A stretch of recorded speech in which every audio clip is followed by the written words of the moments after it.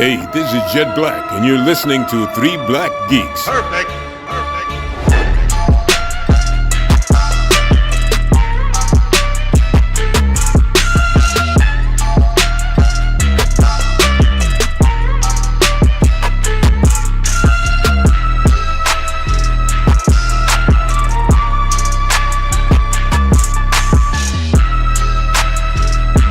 Thank you, Chris. First of all, welcome everybody back to another episode of like a Three Black Geeks, and today we're going to time travel back to 2001 in a Mitsubishi Eclipse, because that was the car that was pushing so much in this movie until midway throughout the movie. Look, I'm 10 toes down on this movie on my stance Fast on and this. Furious. I'm 10 toes down on this, right?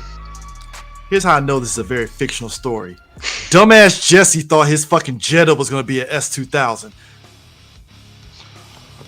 Wait, Chris, hold on. Even better. A Honda Civic could be a fucking Jetta. What the fuck? No. Chris, hold on. Hang on. Here's the best part. This fool is running a Honda 2000. I'll win. That way I'll get the pink slip. Yada, yada, yada. Me and my dad will ride off together when he gets out of jail. Hard stop. Jesse, you were sitting playing lookout for Johnny Tran, his cousin with the snakeskin pants, Lance. They brought back a freaking top flight echelon.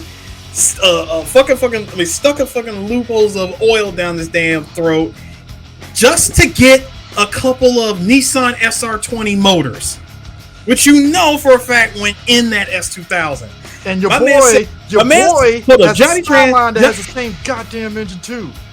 Like Johnny Tran said, "Hey, VTEC, I don't need it to kick in. I got an SR20." Jesse's boy has a Skyline that has the same fucking engine in it. This dumbass over here didn't. Hey, Chris. I'm just saying. Hey, Chris, would you like to know I'm just something interesting? saying. Wait, D, would you like to know something interesting about your boy Leon's about his GTR? No, but yes, let's go. Go for it. So, that GTR was came from a company out of California called Motorex. Motorex was a company that was known for illegally importing Skylines, mostly GTR Skylines, into the country with no regulation, no type of paperwork whatsoever, until they got fucking seized by the feds and RICO'd up the ass. So, right? Kid, back in the day. Oh, go ahead. Sorry. So, what led to that was that car being one of them. They found that car, they seized it, crushed it into a cube, and it's sitting right next to Christine. All I'm saying is this: if you were on the message boards back in the day, that was a big story on the message boards, especially the car message boards, and it was interesting, kind of keeping track of that and people that were insiders on that, and it was hilarious. But the point is, on all this, I'm just saying. Jesse deserved all them bullets. Sorry. I'm just saying it all of it. I'm saying for the bullshit that we freely ingested as children. Like, yeah, children, Christopher. Hey, it was the import scene, and the longest running joke that I will give the Fast and Furious had the funniest long running joke ever, where Dom or somebody be like, "I know a guy, cut the chicks' asses," you know, and then, "Hey, how's it going? I'm here." I'm saying. So, look, we were impressionable children, man. We were impressionable teenagers. 9/11 happened. And children. We were children. Before 9/11. We were children. Chris, we were children. You ate the knowing nothing of this world, Christopher. We were children, sir. But all we saw was Gen X rebellion. The extreme of it all. Seriously, like, as much as I really do have contempt for the Fast series for many different reasons, it's the Fast series. What the hell do you want from it? Really, honestly, at the end of the day, do you want stellar acting? Do you really want shit to make sense? You see where we go. You know where this ends up. Family. You know where this series end up. You know the wacky Looney Tunes bullshit they pull through the rest of this series, Eris. Yo, hold on, stop. My thing is this. I'm just saying, y'all. Let us not act like this is superior. Like, not superior. Let's not go into superior because nostalgia will win every time. But let's just go into this. Let us not act like this is a ballad, a song from Whitney Houston. Let's not act like this is the cream of the crop. All right? This is about family, about Supras. It's about 15-second Supras. 15-second Supras. 15-second my ass. It was I know, 10-second car. This is about 10-second car, my bad. But still, hand raising.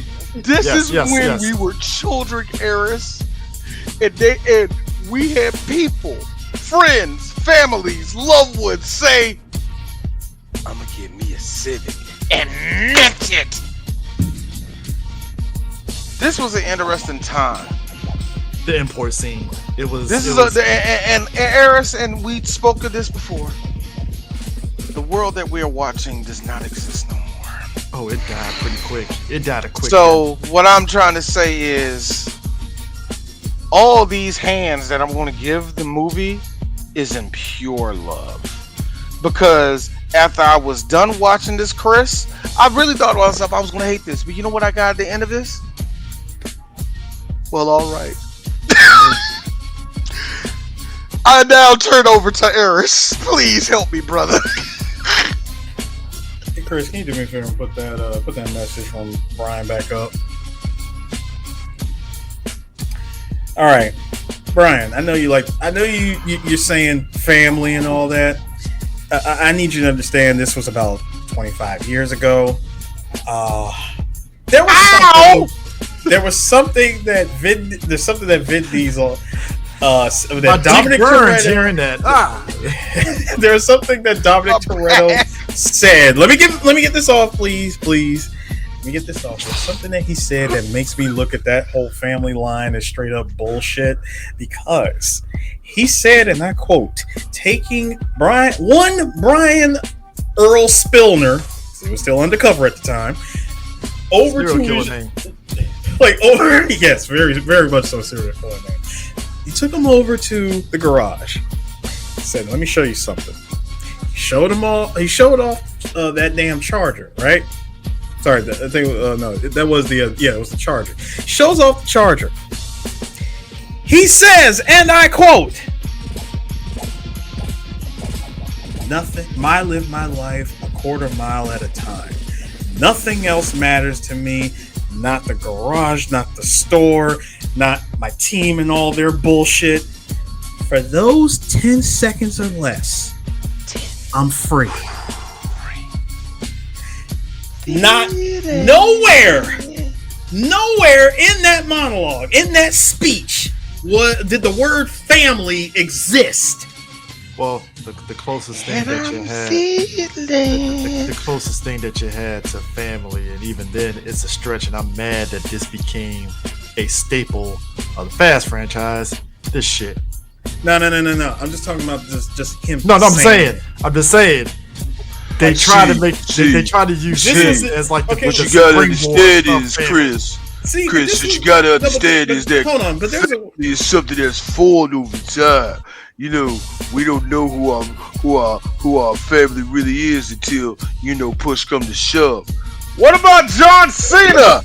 I don't know what you're talking about. With real family. No, listen. That right there, sir, again, much like many other parts in this movie, was the nucleus of what's to come. You know what?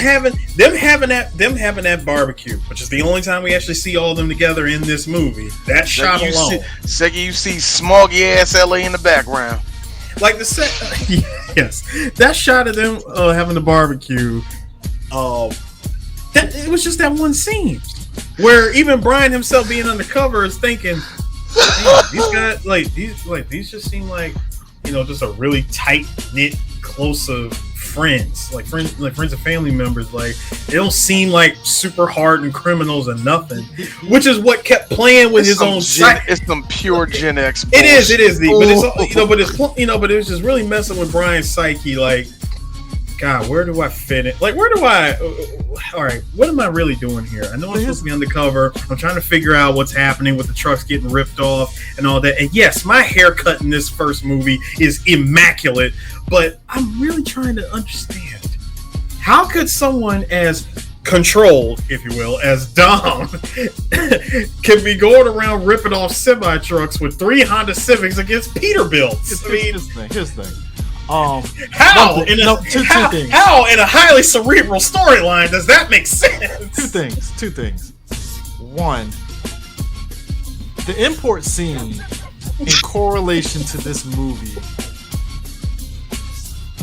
was a very, again, if you were, again, my back is hurting saying this message. It should.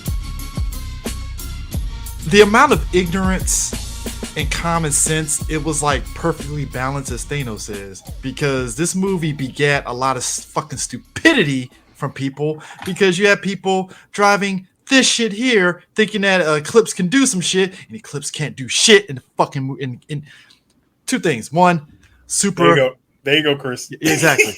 Number one. If you know anything about cars, Supra's really good. It ain't beating a fucking Charger. I don't give a fuck who you are. It's not. Number two, an Eclipse. Again, great car. No, had no business. No. Great car, but had no business being in a fucking race. I'm sorry. Had no business being in this movie, but continue. But it's an import, so it's an Eclipse. Whatever. And also, let's be real. Wait, Chris. You do know that they could have saved themselves $20 and just got a bunch of fucking Dodge Talons. No, that's not the point. The point is, this fit the character of Brian. Because it was the same shit. No, but here's the thing. This fit the character of Brian because, to be real, he really didn't know. The Buster didn't know anything about fucking cars because he put double knives in the goddamn car, double fucking clutching, double, like, just granny shifting. Granny shifting like a motherfucker. His own boss at his damn job is like, bro, if you put 2 Nas tanks in here, you're going to blow up your fucking car. Just knows nothing of cars. People bought into it like, well, here's the mistake. Eclipses can do that. If you live in a DC area, you saw plenty of stupid shit in here, particularly in the Charles County area. Just ignorance, pure ignorance from this movie. Yes. But the flip side is you had a lot of people, including this guy here, RJ Navarro, which yes. Respect to him because he does have a very nice car collection. But, he had a nice car collection that countered it like, all right, there's a proper way to tune your car, and then there's this. You don't do so. It was. I know the difference. Yeah, you needed to get you needed somebody there to get people off the ledge in terms of just doing stupid shit to the cars. Granted, at the end of the day, you're still gonna get people doing stupid shit to the cars, i.e., them fucking shitty ass fucking exhausts that to this day fart cans. I get Vietnam flashbacks hearing that shit, and it's still a thing to this day. But two, this man right here is the GOAT. Because this man right here, the whole movie, every time Brian wasn't doing his job, he's like, Brian, it was Toretto the whole time. I keep telling you it was Toretto. Like you said, like you were saying, why would Toretto did that? And he was like, do you know his background? He beat the shit out of a guy with a fucking wrench. He's out of jail. He beat him with a torque wrench. He has to run his own garage, which probably makes some money, but not really. No. I remember what it was. Like, because remember, he finally admitted it when he told him the whole story about why Dom does what he does. He said, "Listen, there was this guy named Kenny Lindbergh. I saw him one day. He he pretty much got my dad killed and yada yada yada. I saw him one day and I hit him.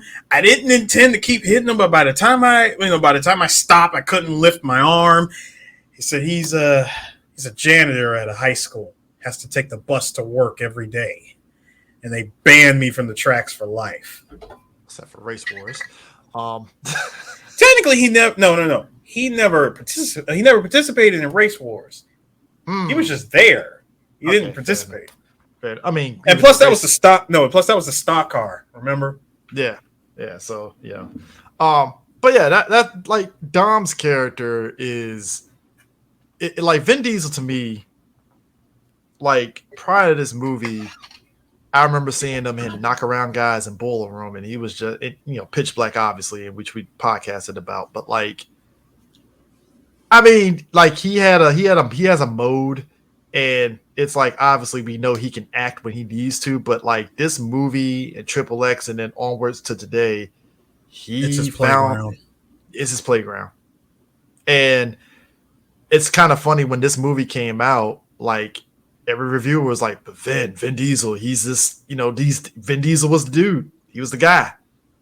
And Paul Walker was just along for the ride. And this kind of started the pairing of the two where it just worked because, when we talk about Too Fast, Too Furious, you could definitely look at Paul Walker like, oh, you're missing Vin Diesel so bad. Oh, you're missing him. You're missing him, but we'll dive into that. But the Fast and Furious, it was just this whole hodgepodge of import culture, which this movie is based off of an article about import culture. Yeah, I mean it's just what I said to you guys earlier before we started recording that this whole movie, like the whole idea of this movie was Hollywood, I guess, caught word around the campfire about this little private scene that was happening after dark over on the streets of like illegal street racing on the streets of SoCal or depending on where you go, NorCal. It was just this big import scene. It was nothing but import cars, and Hollywood said, hey, let's exploit this and make a movie out of it. Actually it's funny. It wasn't necessarily NorCal, it was New York City. New York City had an illegal street racing scene from an article from Vibe magazine. Right. And that's what sparked it. And then it kind of like went into Rob Cohen, kind of like, that's the director. He literally, read the article from Vibe magazine. Oh, dang. Yeah, he read the article from Vibe magazine and then looked even more into it, which is why you have RJ Navarro in the movie, because he was kind of giving Rob the lowdown on, like you said, the NorCal and SoCal scene of street racing. And it just kind of like, all right, we got a movie, and stuff, and then going from there.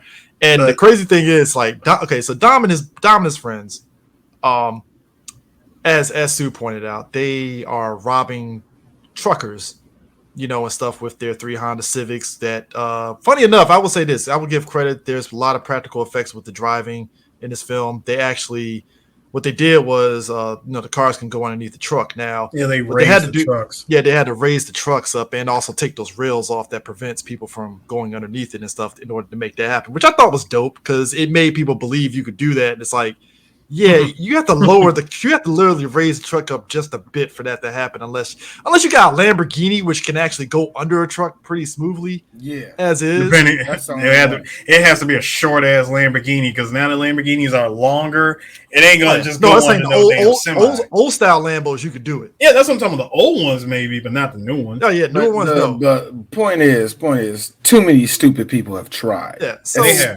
especially after this movie. There was a lot of idiots.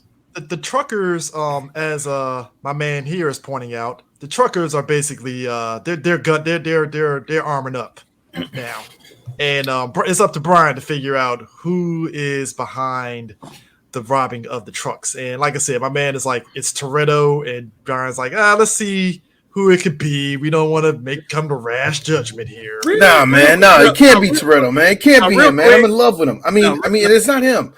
No, real quick, CJ, see, the very beginning of the movie, there's something important you guys got to point out here. The very, very beginning, opening titles, right? Dom gets the inside information. He's got a guy on the inside that told him, hey, I just loaded up the mother load ship for you.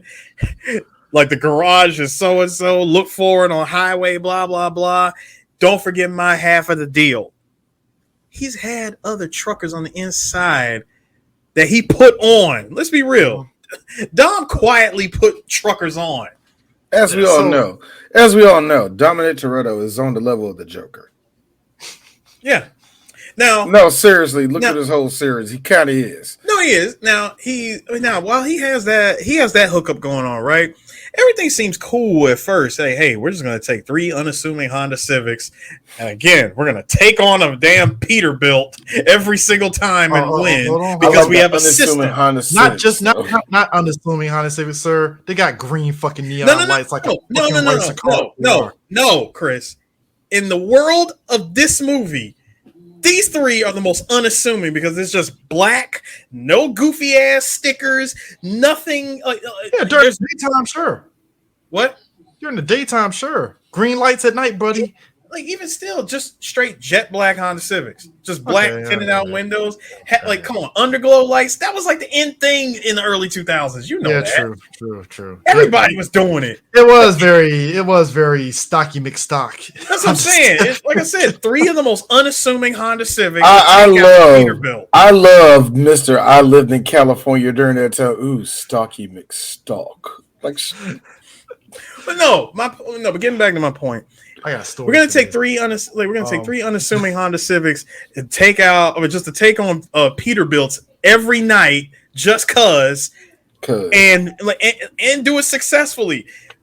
Who would have thought that that all of this success would lead to the damn FBI coming after them? Well, with this guy being fucking Oliver Queen in Arrow and shit, shooting at the fucking truck, so I think eventually when you come on, dog. Eventually, you knock over enough trucks that the FBI will be involved, or the DEA, or somebody. Some agency will be. In hindsight, as much as I thought he was a dick when you first watch it, it's like he was onto something. He didn't like Brian. I respect it. He never liked him. I respect it. No, I respect it too. I never liked Brian either if I was him too. Because he was absolutely right. He was a fucking pig. He knew he was right. He knew he was a cop off the break. He knew. This man ain't even black and he sniffs pigs. Ain't that a bitch? Hold on. And you want to know what definitely led to his assumption that he was right in knowing that Brian was a cop? Cut the cross off the bread. No. Not only that, nigga, he could have got that shit on fucking rye bread and still would have got the shit cut off. It wouldn't have mattered.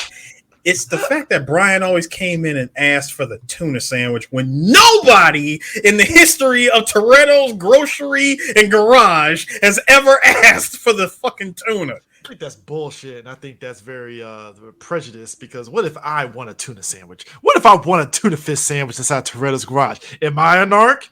I got you. Wait, D, I got you. Bullshit, asshole. No one likes the tuna here. To which I say, go fuck yourself. Get your ass back in your fucking skyline and shut the fuck up. Skyline. That was a bullshit maximum, and you know it. My bad. First off.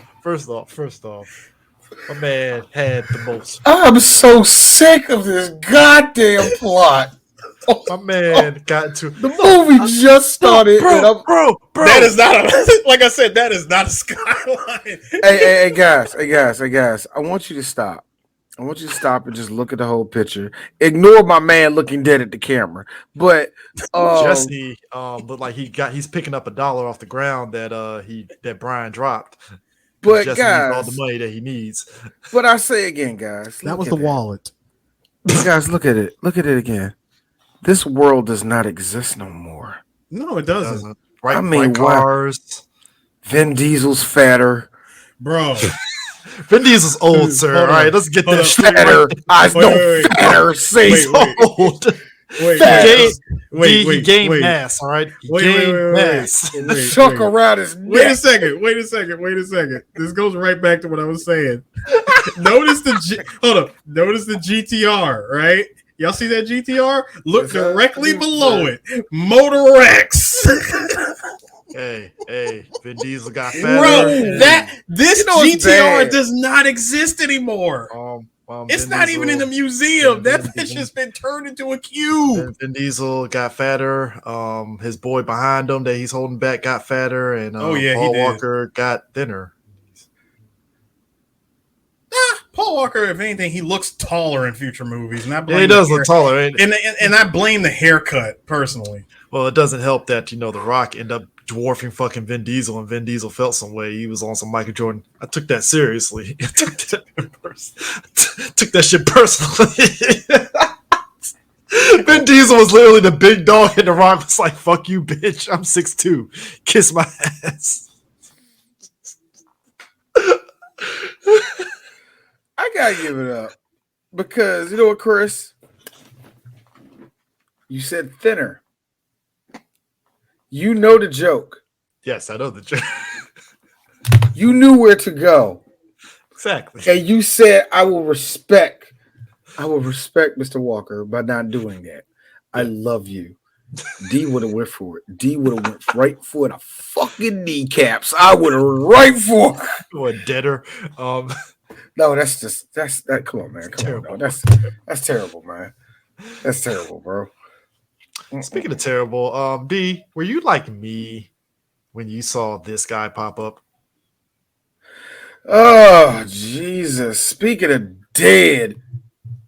Look, Ja Rule. Yeah, double homicide. Bitch. No, I'm sorry. Ja Rule in any sort of, I think this it's not really the start of it, but I feel the 2000s was right with rappers just popping up in fucking movies. Okay. Got the Brat and the Honey, and just like, this was here. No. This was during that time where rappers really started really getting into more movie roles at the time, especially during the late 2000s, where MTV pretty much made rap the number one art form on all the world. So of course all the rappers started getting in there. Now it's easier now. They kind of know who the rap superstars are and who could be utilized where now and all that. But back then, you didn't know who was who and who was good at acting. So everybody tried. LL Cool J, Will Smith, all the rest of them. Oh, it worked for them. It could work for me. DMX looked promising in that movie. Maybe it could work for me. Nas was in that. He was there. But still, I could try my end of that. Ja Rule. And you know what? Look. Hate is a really strong word for me and Mr. Jeffrey. That's a really strong word. I don't hate Ja Rule. He was a thing. Yeah, this is like, I love the second album dropped, or was it third album, or whatever? No, it'll be his first album. It'll be his first album. Yeah, first album. Because God damn it, I need errors for this one because Lord have mercy. I remember this nigga. God damn. Like when he first came out, of course he was supposed to be, he was DMX light. So, well, you remember it was supposed to be Ja Rule, DMX, and Jay-Z as this big, this whole little thing, but it never worked out and whatever. So Ja Rule broke out on his own, trying to break on his own. That's how he got in this fucking movie. Huh? Yeah. That's how Ja Rule with his short ass tried to make it but here's the problem. Casting directors just saw Ja Rule and said, "You know what? You're 5'4". You go over there and be the comedic foil." Because every movie he's been in, if he don't have a gun in his hand, it's like, Ja Rule, sit down. Sit down. I don't believe anything you're doing. And then when he has a gun in his hand, it's like, yo, why couldn't we get corrupt to do this? So that's how I feel. So can I point out something real quick about Ja Rule? In his short time in this first movie, y'all know that short is the word we're using with Ja Rule. By the way, y'all know that moment when Ja was when he made that wisecrack about Hector, about him holding the money when he said, "Hey, why should Hector hold on to all the money before we do this race?" It's because he's too slow to make way with the money, man. That look that Hector gave when he does that, yeah, fuck you. You look back at that shot of Noel G. I was like, yo, Jermaine. Noel was about to fuck you up. Look, a part of me was like, Noel's like, hey, for real, hey, Ja, stop with that bullshit, bro. That you said that a little bit too hard, man. Second of all, you know who the fuck Noel G is? Much like the niggas from the Beat Nuts. Don't talk shit about them. Much like Peter Guns. Tread. Second of all, let's point out something else. The very first major race in this movie, the first drag race. Major race. hold on, I got to get this off. I want y'all to take note of what we have in front of us. We have Dom in the RX-7. The only import he ever drives after. Yeah. I'm getting to that. Dom in the RX-7. We got. Soak it up. We got a Honda Civic Type R. Ja Rule in an Acura Integra. So basically 2 Hondas. That was an Integra? Yeah, that was an Integra. That was an Integra. That was an Integra. Okay. Give it away. Hold on. What am I thinking? Basically, hold on. We got a Mazda. We got a Mazda, 2 Hondas, and a Mitsubishi Eclipse. This is a wash. The RX-7 is washing all three. The RX-7 is slaughtering all of this. And realistic, like if this was real, them other 3 cars wouldn't even be on the road. Maybe the Acura, depending on the engine. No, it would be the Type R. The Civic Type R. I was going to say the Civic. Yes, the Civic Type R. The Civic. Hell, you know what? Hold on. I'll give Ja Rule. I'll give Ja Rule his. I'll give him the living it up edge and say that his Acura was the Type R as well. Okay. First off, I think there was a universal because I saw this movie illegally. It came out online. We all saw. I think it was a thing called video CDs. VCD. So here's the thing. And then hold on, Chris. And Chris, second of all, Chill, get on to it, brother. I will use that part. I said, listen, I can't live it up. Vici was out, so it was only holla holla. You better keep it to the date. It's 2001. Not the same. Living It Up didn't come out until 2003. Yes. All right. No. Wait. You know what song I'm thinking of? Call yourself a Ja Rule fan. Get the fuck out of this. I never said I was, so I'm going to need you to walk that back. How dare you? How dare you? I need you to rewind the sands of time with that one, sir. I never said I was a Ja Rule. Hold on. Hey, Ja Rule historian over here. Hold on. Got the damn year wrong. What the fuck? Hey, yo, Future D, clip that. Clip what just happened. No. In all seriousness, you know what song I'm really thinking of? Because this is the problem that everybody had with him early on in his damn career. All of his songs ran together. All right. Yeah. The song I'm actually thinking of is the other one that came out in 01, which came out later in 01. Where would I be without my baby? That one. No. Here's the thing. God, where would I be without you? You know what? His second album, the first 6 tracks, Ja, that was it. That was the peak. And I'm being nice. That was the peak right there. Then 50 Cent murdered his ass for free. Well, you know what? Here's the thing. Look, I ain't much on 50 Cent. You let that nigga fucking destroy you. Just it's like lambs to the slaughter, and then you had the nerve to go after prime Eminem for no and fucking then you're dumb. And here's the fucking no reason. And then years later,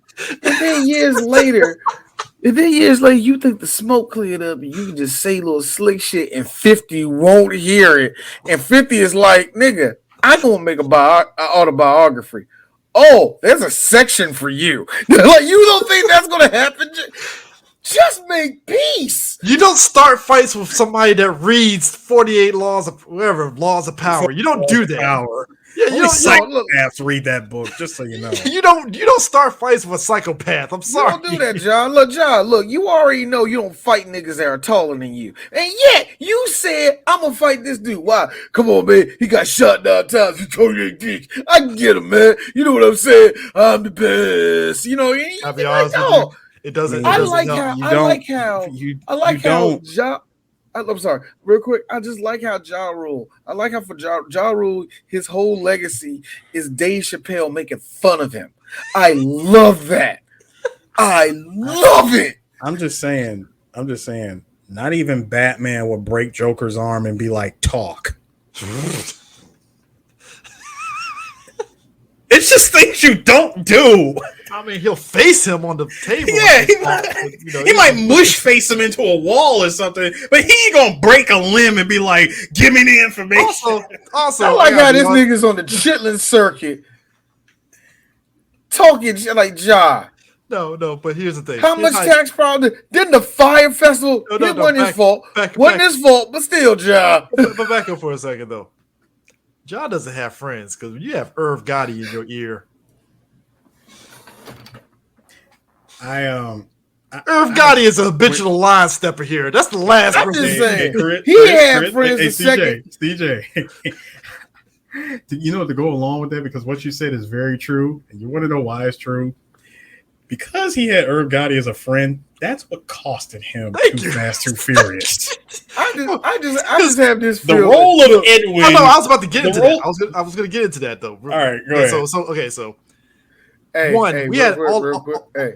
Oh, go ahead. No, you got it. I'm sorry. Okay, so all of us had a shut up Meg moment with John when he said, yeah, when Dom has always said, it ain't how you stand by your car, it's how you race it. You Actually, that was no, Chris, that was his own saying. Yeah, that was his own saying. He referred to himself in the third person by saying, Edwin happens to know a few things. And one of the things that Edwin knows is it's not how you stand by your car, it's how you race your car. All of us at Surrattsville, shut up, John. Shut up, John. Secondly, okay, when I was watching this movie, and I told y'all, watching this movie for me was nothing but cringe, because there was some shit I bought into, some shit I look at all of us like, what the fuck were we doing? And some shit where it was like a producer was like, fuck yeah! And it's not how you run. When he did that, I was just thinking, Rob Cohn was like, yeah, fire. Black people are gonna love this. The Negroes are gonna love it. That's why that's what I'm talking. This movie is full of cringe for me. Wait, D, notice how all the black people they all looked exactly alike. Here's my thing too. Third. Wait, hold on. I'm sorry, Chris. I'm just gonna say, notice that all the black people in this movie for representing John's team, they all looked alike. Like, honest to God, they were all Dollar General Crips, but they just couldn't officially say it. It's the extras from Biker Boys, all right? What the fuck are we talking about? No, Aaron's got a point, because this is what happened. So, hey, yo, Rob, I was looking at the script. My name is Dominic. I thought my name was Dominique Thomas. Nah, it's Dominic Toretto. And why is, my mama ain't in this story no more, huh? All my blackness was kind of wrote out of the. Hey, look, we're trying to make money, nigga. So look. Look. That is look. And no. Second of all, like that, me saying that about about Vin Diesel, about his race and all that. Look, Vin can do whatever the fuck he want, because apparently he's. Thank you. Yes, apparently Vin Diesel can walk that line of nigga and Italian, and no one's going to question him. So do what you want, Vin. Brian made 2 points about Don before I get back to my point about him. Yeah, go ahead. Number one, speaking of Italian, was anybody else disappointed with Knockaround Guys as me? Yes, a little bit. Just a little bit. Not a lot, but a little bit. Yes. Right? What was the other movie he had? It was called Lie to Me. Was it called Lie to Me or something like that? No, it's Find Me Guilty. Find Me Guilty? Oh, yeah. Look, the movie ain't that great. His performance is okay. Look, here's the funny thing. It's good Vin Diesel acting. We know he can act. That's what I'm saying. We know he can act. We know there's a ceiling to that. Yeah. But it's actually really good Vin Diesel acting, but the movie ain't that great. Listen, I'm gonna say this. Listen, I will say this about Vin Diesel before we continue.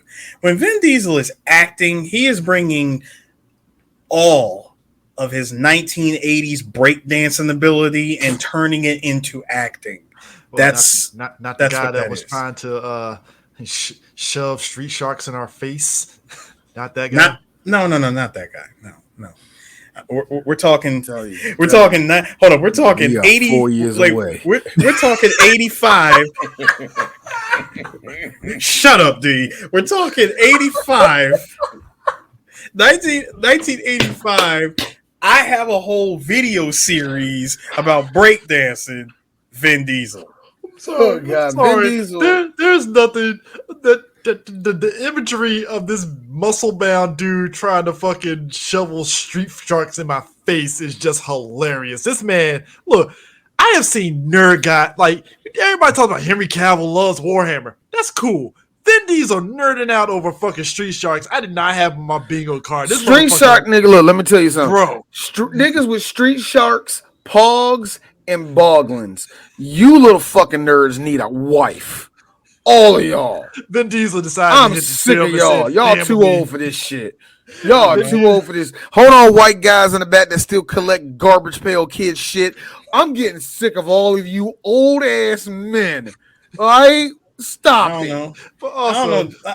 Hold on. I don't even know why y'all tripping because, next thing you know, Ludacris can come out and say, hey, so I'm actually thinking about doing this SWATcast movie. Hey, go fuck yourself, Ludacris. How about that? Hold on. Here's look. No, Chris says that. I know Chris. Exactly. No, that's Chris's knee-jerk reaction. That's knee-jerk. Hold on. And I'm not going to do no speculation. That's stupid. I don't feel like it right now. But he's just going to see the list of names attached to it. Who directed? Yo.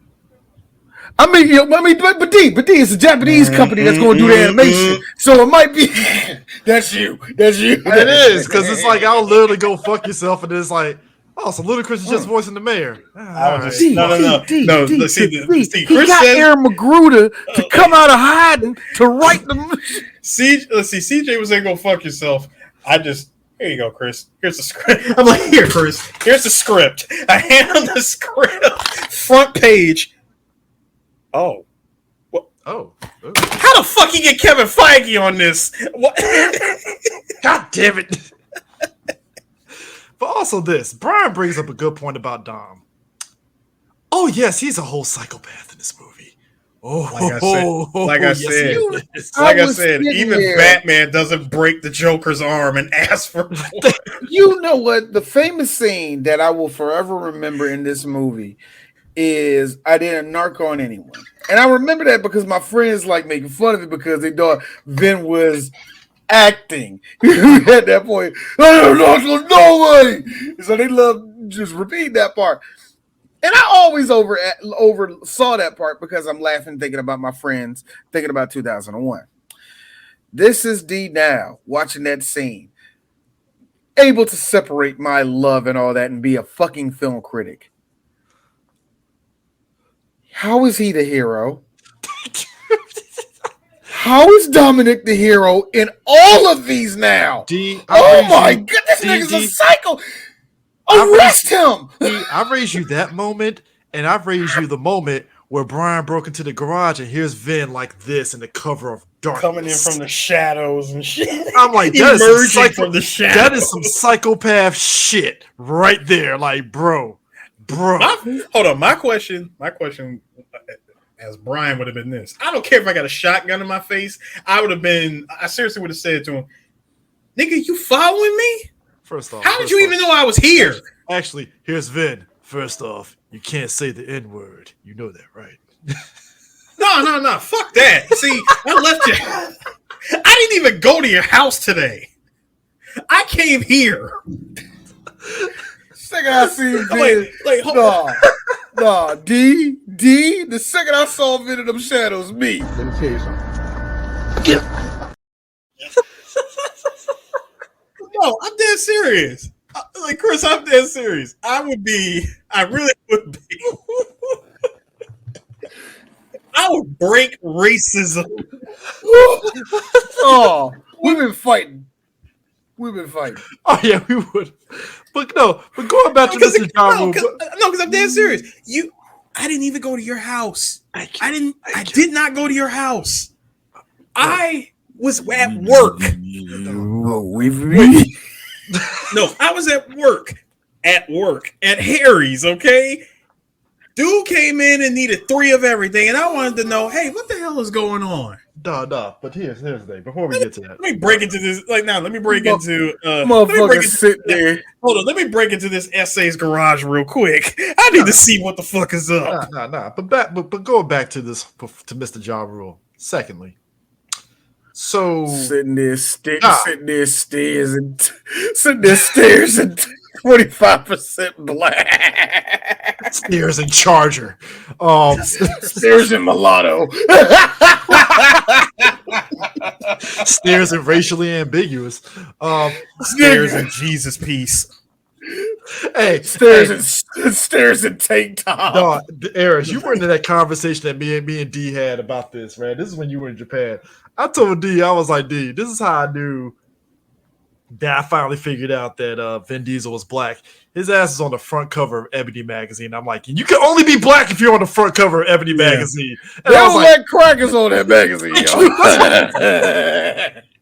Bill Clinton was the only one that got on there. And I think the only reason why he was on there because Vernon Jordan was right across from him. Well, real quick, Vin Diesel got on that magazine and made white people think they had a chance. Bro, no, I know, right? No, it's like this. No. Damn it, Tevin. Vin Diesel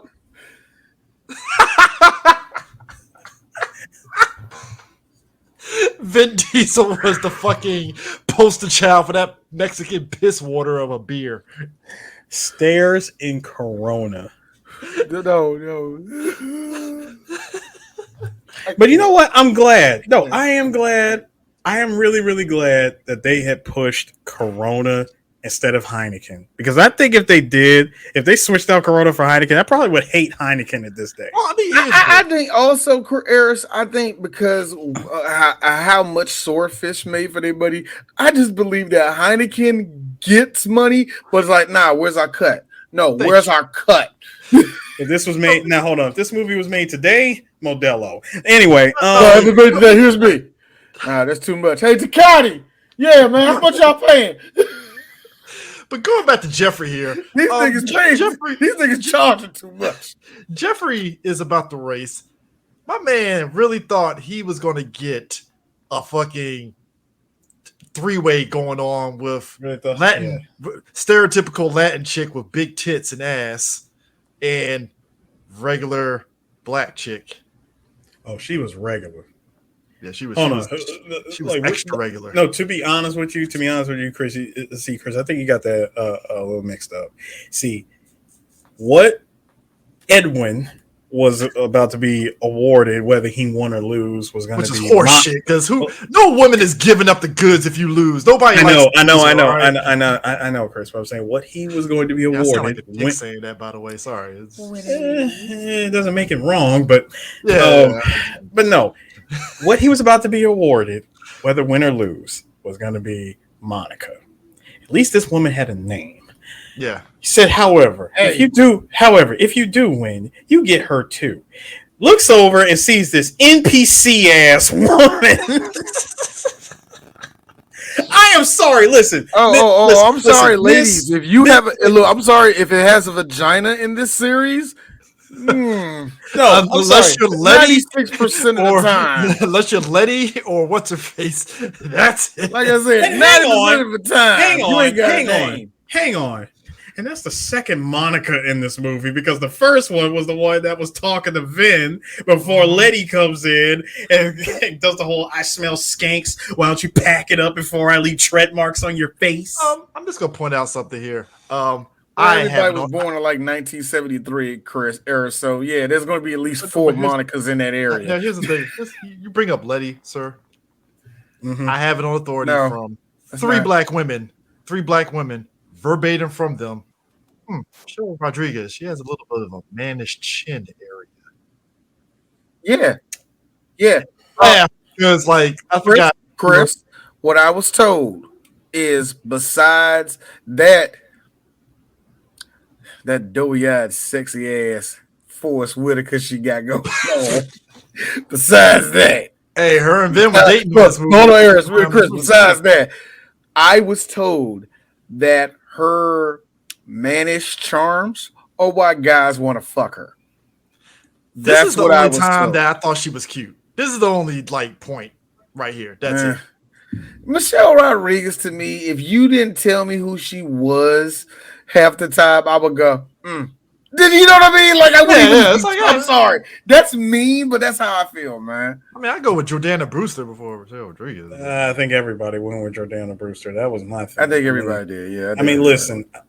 Despite what anyone would say, I mean, I get it. She made her threats. The girls decide, hey, listen, let's go ahead and pack it up before Dom's pet rock over here decides to beat the shit out of us. I think Michelle Rodriguez. God damn, Michelle Rodriguez, she always was just she had tomboy tendencies up front. So I think exactly. that was the thing. Like whatever movie, like even from the time she got into Hollywood in the movie, she just. And I don't know if that's necessarily for she she basically got typecasted as a tomboy. And look, and it happens, and also it was a thing that a lot of producers started noticing in the 2000s. You know what? Tomboys gobble dick, so we can do something. we can actually look. They crossed the lesbian line, but you can still bang them. She's sexually ready, and I've heard on good authority quite well. Here's the crazy part. This is what I was told. No. I don't sleep with my wife. I'm actually cucked, and I actually watch my wife get plowed by a big black guy every weekend. It actually has done wonders for her. Is it one or two Tyrones? One or two Tyrones. Look, talking to a black guy. You don't have to tell me this part every weekend, James. You don't have to tell me that part. Worse. Is it a Tyrone? Hold on. Is it worse? Is it a Tyrone and a Giga Chad? My thing was this though. Some damn Bilzerian looking. Hey, yo, real talk. Hey, real talk. Black dudes, if you walk home, the BWC. That's what I'm saying. Yo, real talk. Black dudes, you walk home and you seeing the Giga Chad with your wife, just go home. Don't leave. Just like look. For the sake of humanity, don't even black man for your heart. For your heart, black man. Don't walk back in that room. Don't get a gun. Just leave. You good, okay? Okay, obviously, she wanted a Swedish nigga. I'm sorry, she wanted Dolph Lundgren. Obviously, she wanted the Guggenheim or whatever the hell they. I want that Norway slog. Well, you know what? Good. You know what? Have fun. Have fun with it. Have fun with that. Have fun with that Skarsgård, baby. I ain't even look. Smiles and Gutentov. I'm not even hating. You know, Smiles and Ludacris, baby. You know, do what you gotta do, boo. You know, let her be with Jesus. Is what I'm trying to tell you, black man. Here's the thing. Move on with your life. Look, she had a moment. in what the fuck was that name of that fucking thing with her and that exactly chick, that chick Blood Rain. You mean the girl that played in Blood Rain? Yeah, Christiana Loca, her and Michelle Rodriguez had a lesbian. Yeah, they had a lesbian scene in the Blood Rain. No, they didn't. They did. Did. Yes, I don't remember. Speaking of Blood Rain, look what happened. See, look what look what Trey did to my best friend. Look what Trey did to my best friend. Here's my thing. Edwin was that much of a fucking goofball that he really sat there and believed the win or lose line. I'm like, sir, you were not going to get that if you lost. Like, dude, you pulled up in that motherfucking car. Look. The part that got me was, all right, so the race goes off, right? And most CG race ever. Now, I cringe for one reason. Cringe for one reason, y'all. The Nas. Ooh, no. I'm not getting to the Nas yet, but I cringe for one reason with the whole little race and all that. The cringe part for me was for all of us at that time, just like, oh, dude, look, it's like blurs. I didn't buy into the hype of it. Like I said, I thought it was cool. I ate it up. I'm gonna say that. I thought it was cool. No, it was cool, but like I wasn't like. Showing what happens when they hit the shift, hit the gas, and then you just see everything going from the transmission to the engine to the exhaust. That was dope. No, it was dope, but you know what? Here's the killer. Your parents have. Yes, you're simulating the piston. No. Perfect, dude. Thank you. Your parents have a way of. Yeah, piston. When you have a dad that is very much a car head, and he's looking at you like, you think Nas does that, son? Oh no, it does not. Now, my second cringe came in with that seeking thing that we all do because I decided 12 years ago, hey guys, let's do this little movies thing. After 12 years, we start to be kind of knowledgeable at this shit. So I'm looking at this now like, hey yo, how long this road, nigga? Must be a quarter-mile road. It's a quarter mile. Like it's like D, let initial D rules go in. How long this road, nigga? Even initial D is exaggerated. You know what I'm saying? Initial D's exaggerated. That's why I took a breath. Like, no. In a world why where is this roll still this long? I'm sorry, the fact you chose Initial D, like, bro, in a world where Wangan is more believable than Initial D. That's what I'm saying, Eris. I had to like D, be nice, bring it down, bring it to the Initial D level. No, it's still stupid. Wait a minute. And here's the thing. And then when the Nas came out, Chris, forget it. I'm just here's the thing. Brian's floorboard on his passion side goes down.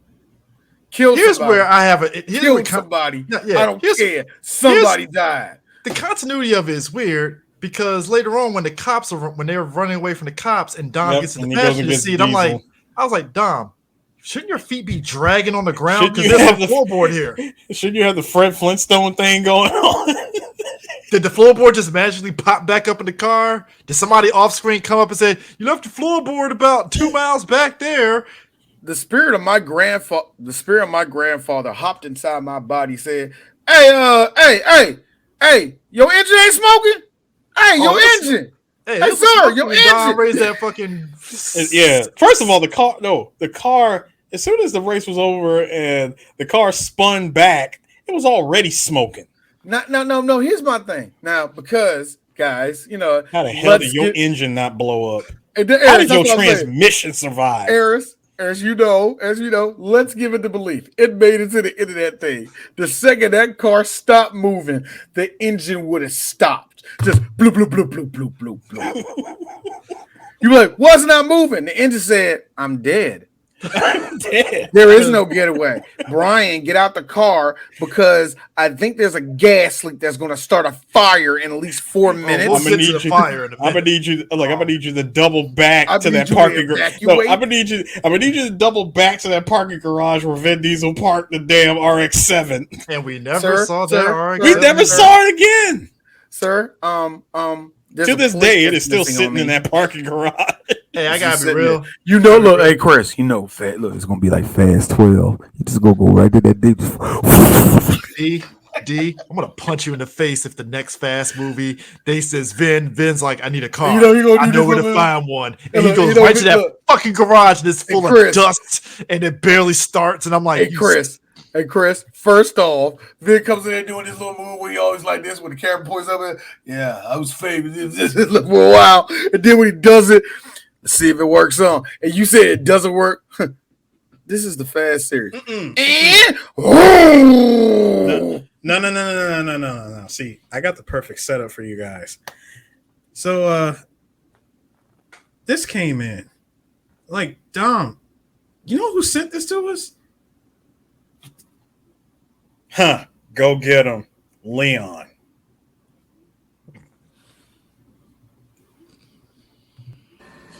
Why?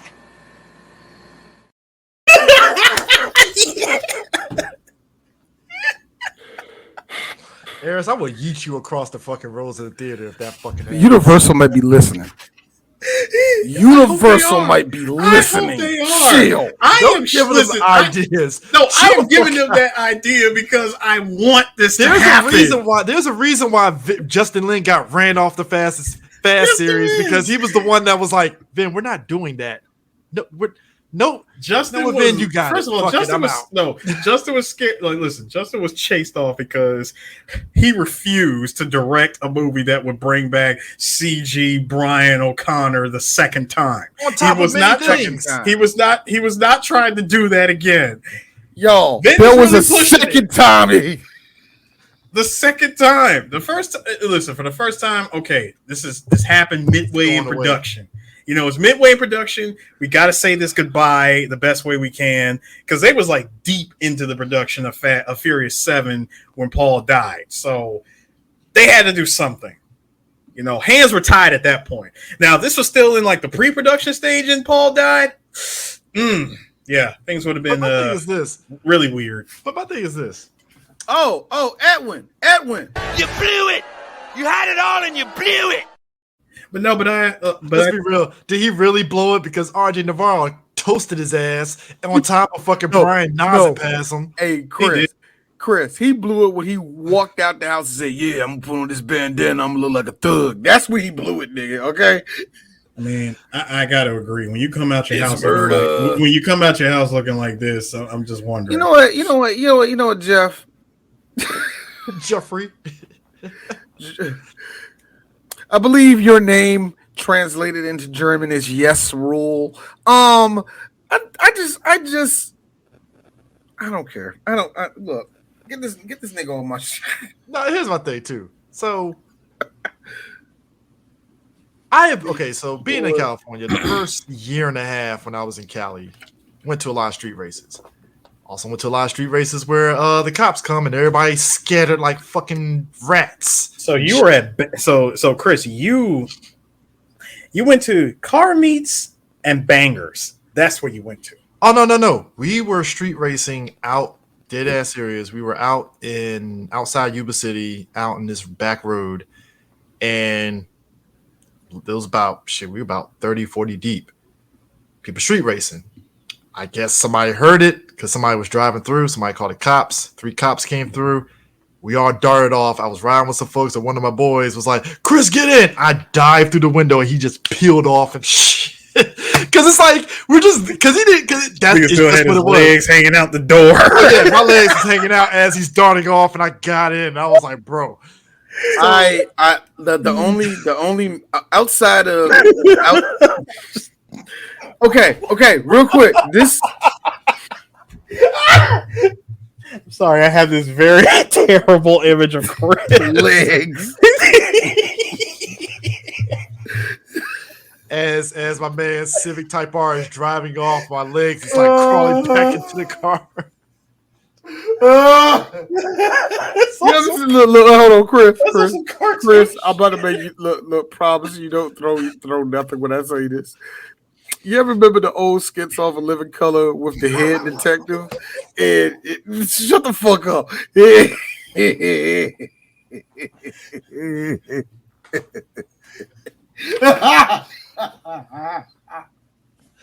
Just dummy legs. Here's the thing. Chris got the dummy legs thing going on. Straight ragdoll physics. The Wayans brothers taught us what to do, and I'm just mad. None of you black filmmakers have got the note. Let's put in dummies and just talk to them. Y'all don't. How do y'all not see the comedy? Yeah, I want people to understand this. Because of adrenaline and I dived in the car, I thought for sure I was going to miss it and hit my head on it and shit, but I actually perfect dived in and he drove off and shit, thankfully. But it's just like, because you don't think of to do it until you do it in the moment, right? Of course, dog. Of course. Yeah. Everybody, we all got our getaway story. Hey, D, check out Mr. Thread the Needle over here. Oh man, look at Mark Spitz over here doing the perfect dive. But nah, this one got me. Like this. No, this is it. Look, for me, actually I got a question. This is a good question because I know, Eris, you have been to plenty of meets here, and you've been to meets in Japan too, right, sir? Yeah, I did. So I've been, in my extent with meets haven't been so, just I hate to be that person. Just nigga drag racing, you know what I mean? I've been to them out here. Hey, nigga drag races. When there's no nigga drag races are so much fun, and because that's where you see niggas and bikes come out too. It's like a whole bunch of black people, everybody drinking, smoking. Real talk, black people. Look, real talk, black people. There's too many of us outside just humping all against each other. It's hot out here, nigga. Was it in the most obvious place instead of a secluded spot? In Southeast. Why would you niggas just in the middle of South Capitol Street, nigga? What the fuck? Yeah. Out here, look, Memorial Day weekend when it's cops everywhere. It's 11 o'clock at night, and you're on the. All right, real quick.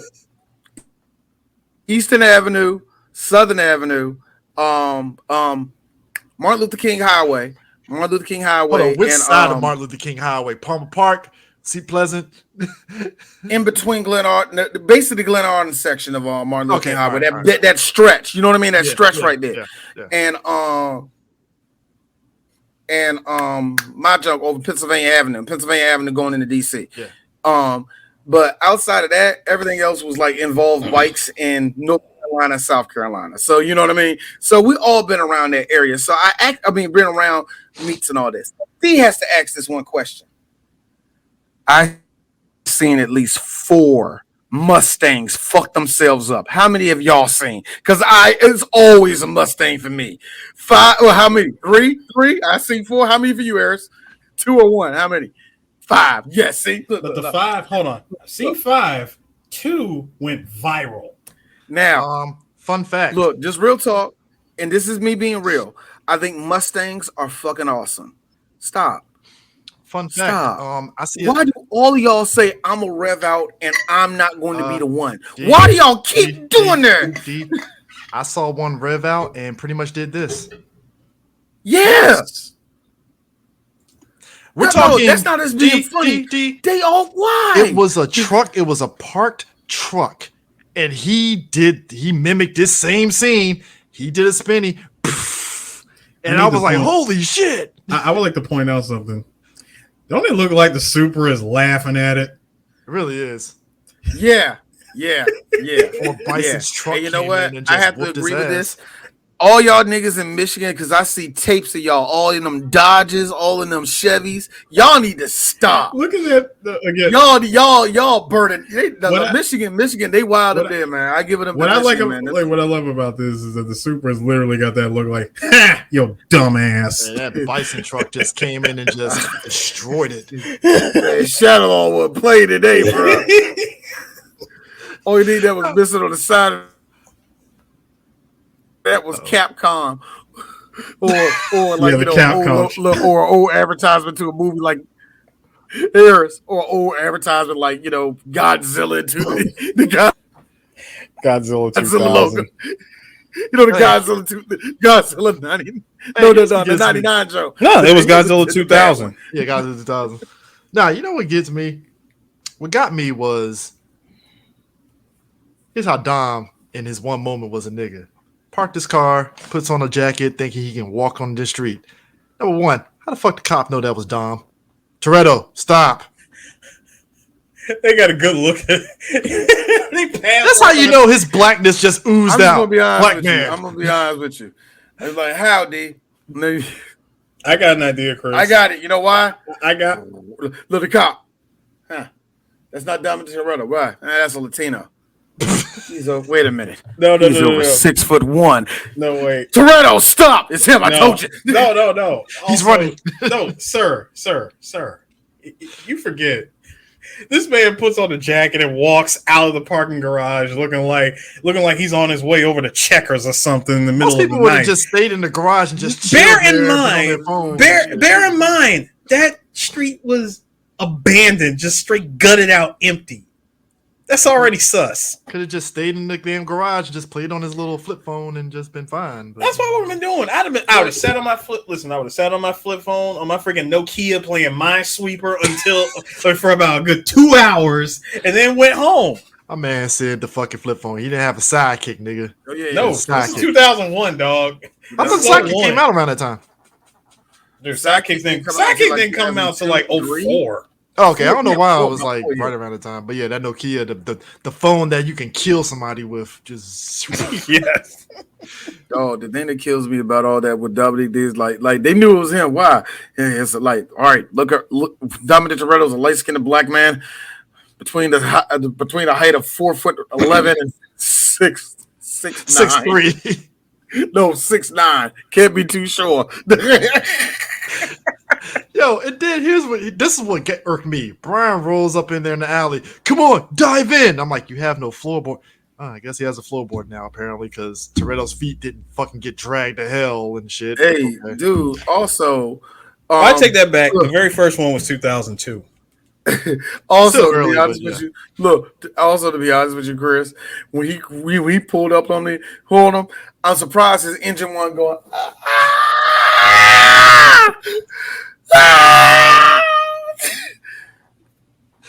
I'm sorry. You mean to tell me all of those lifters lived?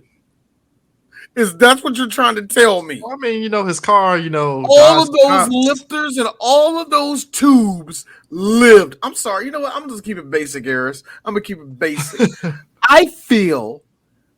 Let me just keep it basic. You mean to tell me there's still a coolant hose going from your fucking radiator Hey, my man was able to tell me that lived. My man was able to dodge some cars, do a fucking jump, swanton dive, jump, leap over the ramp, the ramp, and you know what? Look, I'm not even going to get mad at like, oh, the shock should go out because every movie has those moments where I'm like, that Bonneville should have been fucking done after that jump. Yeah. Fine, right? We'll let it go on that. But it's just like D said, that car should have been dead after that race. And so, okay, fine. Let's let it go now. Now, when that chase at the end with the motorcycles, now D has a problem. But let's go. We'll get to that.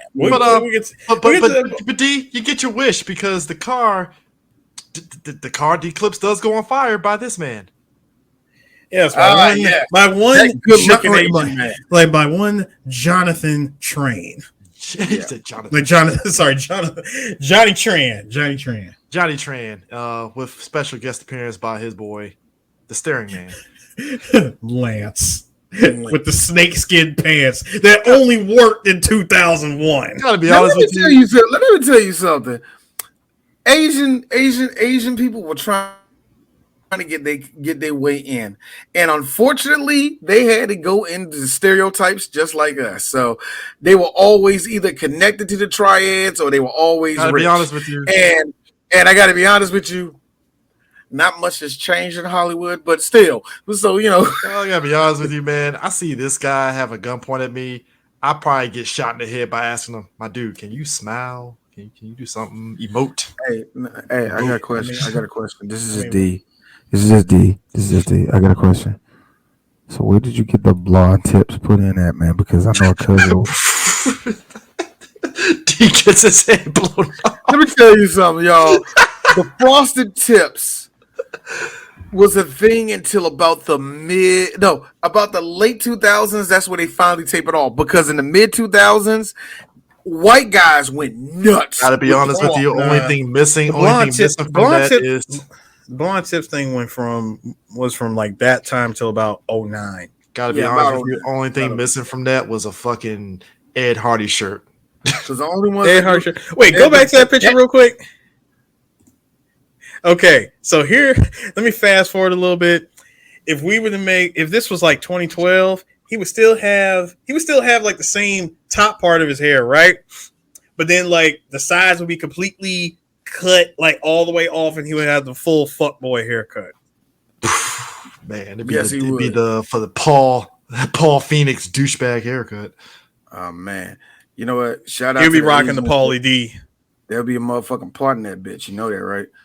Probably would be. First off, Aaron, you get the hell out of this podcast for invoking Pauly D. All right. I forgot that's one of his. Hey D, I forgot that's one of Chris's triggers. Villain origin story, Pauly D. DJ Pauly D. Motherfucker ain't a goddamn DJ. You know what, Chris? I gotta add that to the list of things that trigger. I don't understand it, Chris. The MCU gives you more to bitch about, and yet you will stop a podcast. Pauly D was just part of that MTV era that I was like, yo, MTV really just lost their way. I really do believe that if CJ was given the opportunity to punch a single person that came from the MTV era, no question, no thinking, no mercy, no quarter, straight Pauly D. Steel chair. Just cause he would deck him. I was really just irked that they had the nerve to call this motherfucker a DJ, and I'm like, bro, you just had a Spotify playlist. My bad, Spotify didn't exist. You had a real player playlist, music playlist. And the fact how you a DJ? Dude, again? He had a residency at Glow nightclub here in DC. That pissed me off even more, Eris, and I like that. Dude, you're telling this is hold on. You're telling this to an actual DJ like CJ. If anything, I should be more insulted, but I had to laugh at it. No, you're gonna have to put some respect on his. You're gonna have to put some respect on his motherfucking Pandora list, nigga. You're gonna have to. I had to laugh because I'm like, yo, they give it to anybody, huh? Okay. Like Paris Hilton, it's like that's par for the course. They give anybody DJs, but Pauly D, I'm like, bro. Yo, Paris show up with 2 other DJs that she's paying to do her DJing. All she does is this. Both CDJs are turned off, by the way. Both of them turned off. Them niggas is like sitting underneath the tables, like having fun. Look, they're getting paid. It's a good job for them. It's a good gig. They kind of like it. Johnny is literally asking them whose car it is. They both say it's not their car, and it's like it's nobody's car. They're in triad territory, whatever. On his turf. Johnny, being the dick that he is like, all right, I'll let you go. See you at Race Wars. 2 minutes later. No, how do you like? Hold on. How do you like? Nobody. Like, first of all, it's nobody's car. Games. Somebody nobody's car, huh? Somebody put in the wrench time. Like, what do you think, Lance? Lance again with that freaking dead-eyed stare. The dead-eyed stare with that Uzi in his hand going, it's an amazing machine. Stairs in Amazing Machine. No, stairs in snakeskin pants. That's what it is. Bro, he love himself some snakeskin pants, buddy. It's 90 degrees outside. Your legs ain't sweating from that fucking leather? Bro. Again, bro, they take off and come back, shoot the car up. I need that moment clip, by the way. I need a clip of Vin Diesel just screaming, Nas! So, Dom and Brian take a taxi back to Dom's house, and his boys are partying it up. And Dom, being the understandable friend, was like, "Nigga, you didn't bother to find where the fuck I was at. You just came back and just started partying." I had such a problem with that scene because how? In what way? In what way? No. I'm saying I had a problem with that scene. I mean, coming from the point of view of Vin, because I'm thinking to myself earlier when we were getting away, you were the last person that I expected to come help me.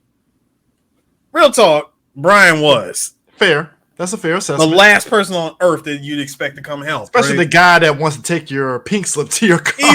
He put down the pink slip, so and also tries to fucking basically suck his dick and be like, "Hey, so you gonna let me keep my car?" No, you're not gonna keep your car. Come on, man. I mean, I figured if I got in your good graces, you let me keep my car. You are in my good graces, sir, but you ain't keeping the car, man. You ain't keeping your car, buddy. But no. They took first of all, given where they were on Trans Turf all the way back home, I wonder how much that damn taxi cost. Smooth 60, and I'm lowballing that shit. A smooth 60 in 2001 California dollars. They were in the valley. They were. Had to have been. Okay. $60. I'll say 60. 60? All right, they split in that shit. That's like 30 a piece. Uber today, that shit would have been like $95. It would be. Because I'm in triad territory. Dangerous. Got up the price. So he brings him in for a beer. You walk to the door, and the first thing you're noticing is, number one, all your boys are partying it up with everybody, with about as much people as acoustic guitar. I'm about to say with as many people from the freaking races as you could fit in that house. You got your girl laying down playing PS1. Let's be real, she's playing Gran Turismo. Gran Turismo. Second time we seen in this game. Second in this movie. Second time we seen in movie. RJ was playing it in his car, and Letty's playing it. Pause for a second though. I gotta admit, that was kind of like a big deal to be able to have that kind of stuff in your car. Yeah, it was. Because I mean, up to that point, for at least people for me, I always out. It was because my thing was this in magazines. No, not even that. It's like the only time I ever saw anything close to that will be in like my great uncle's like conversion vans that they would have at the family reunions type shit, right? But you never saw that in a car. Nah. The only time you seen that is like in a mobile home or something. It was like that, and then like a year later, that's when the DVDs started coming out.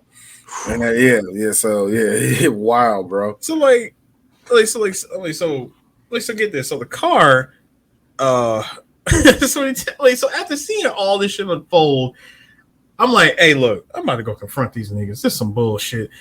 Like, hey, where were you? There were mass cops everywhere. That shit was orchestrated, Dom. Hey, is this your beer? Yeah, it's my beer. Yoink! First of all, how are you gonna give Brian your boy's beer? He clearly been drinking out of it. It's just to piss him off. This is 2000. This is 2000s. 2001. Also, it's the 2001 thing that you could do at that time. Did you love how Brian took a shirt and just wiped just to piss him off, even piss Vince off even more? And Brian, to ensure that he pissed him off, he specifically stated that one is Vince's, so enjoy it. Also, this confrontation, Vince, we barely know. Vince, I'm gonna say it. Vince being detective of the freaking year in this movie by saying he's got no call being in here. We don't know that fool for shit. Hey, Vince, there was a time when I didn't know you. That was in the third grade, man. Which this dialogue, y'all.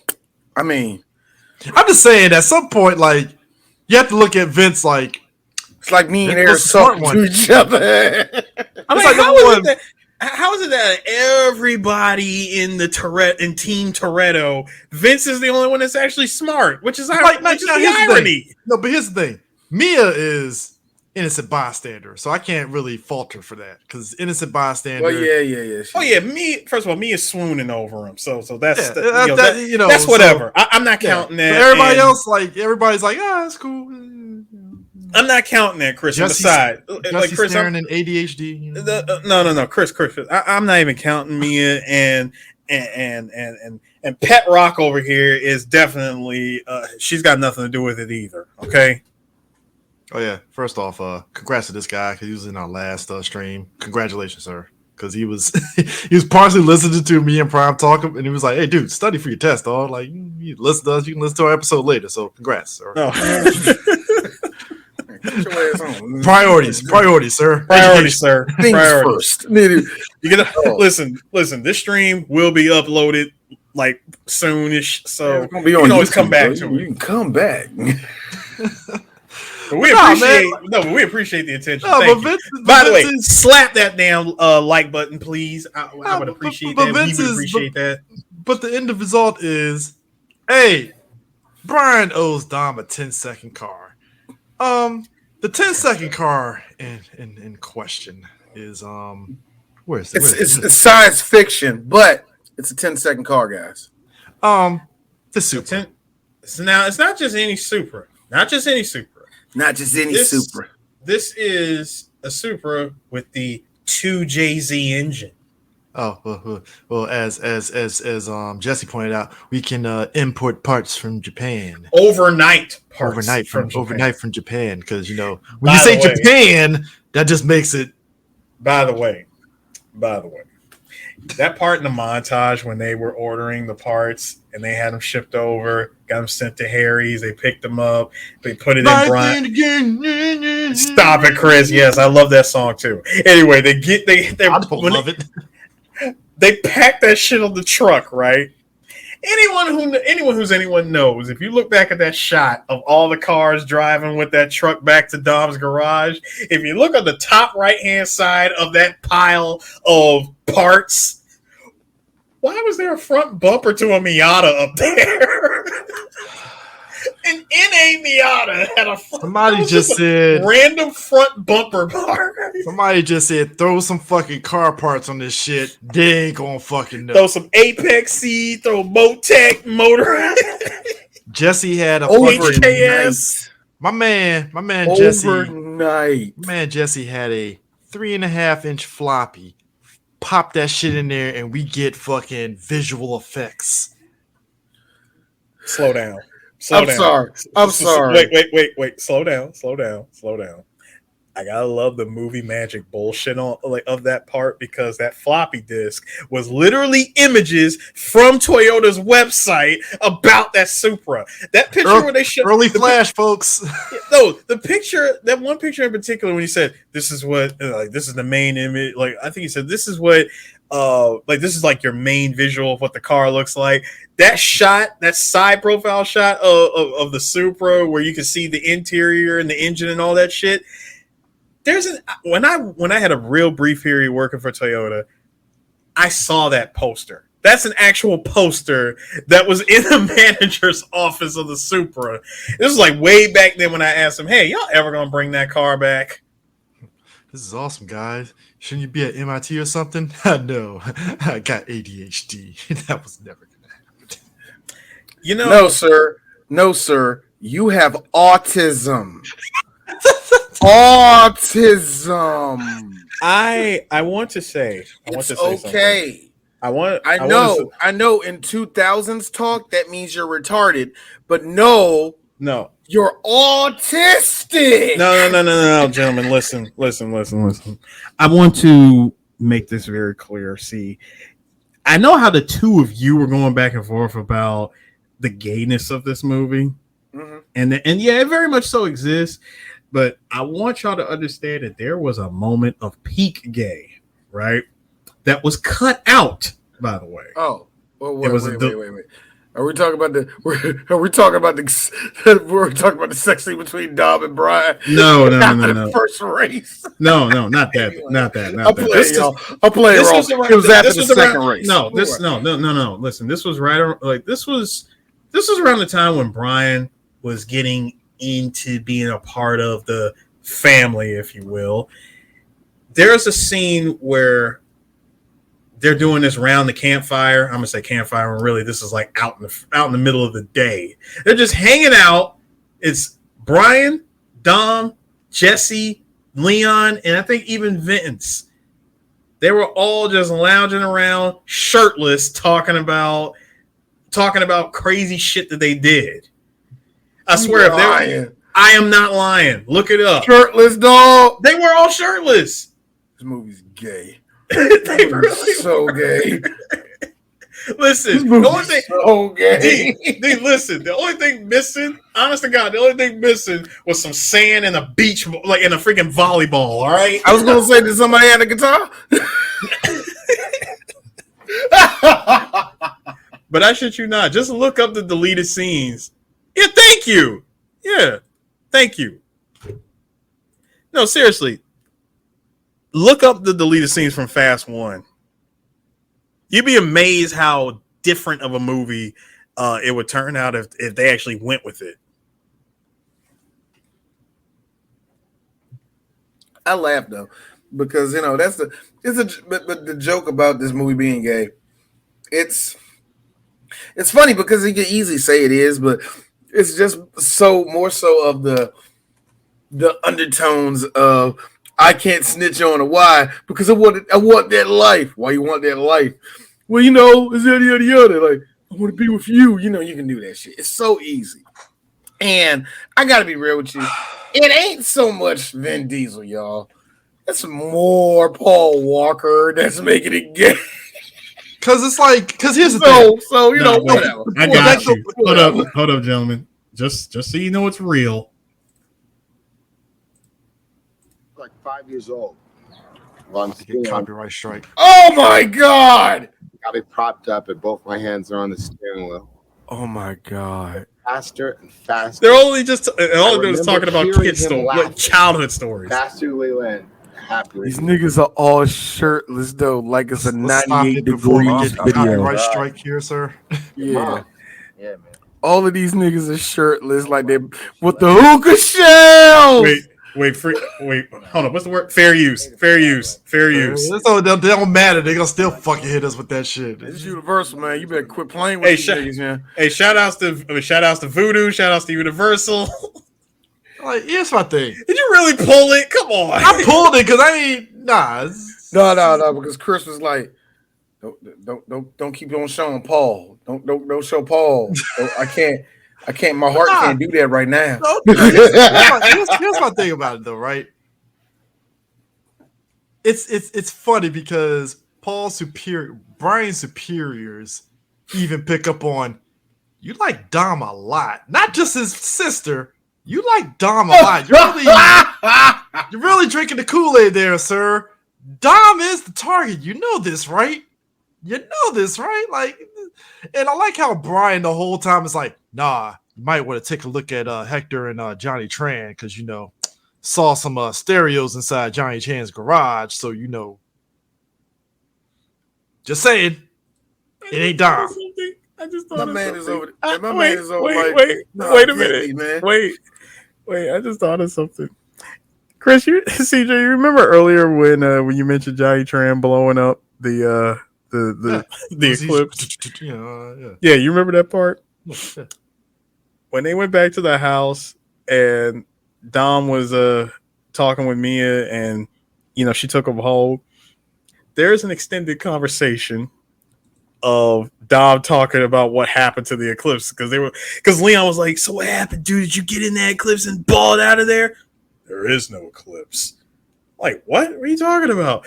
Johnny Tran came in and he shot the shit out of it. Pow! And then then the damn thing hit the NOS and blew it up. Your boy Jesse goes, "Man, you can't do that shit. You know what that engine's worth? 30 large." Just for the engine of an Eclipse is apparently worth $30,000.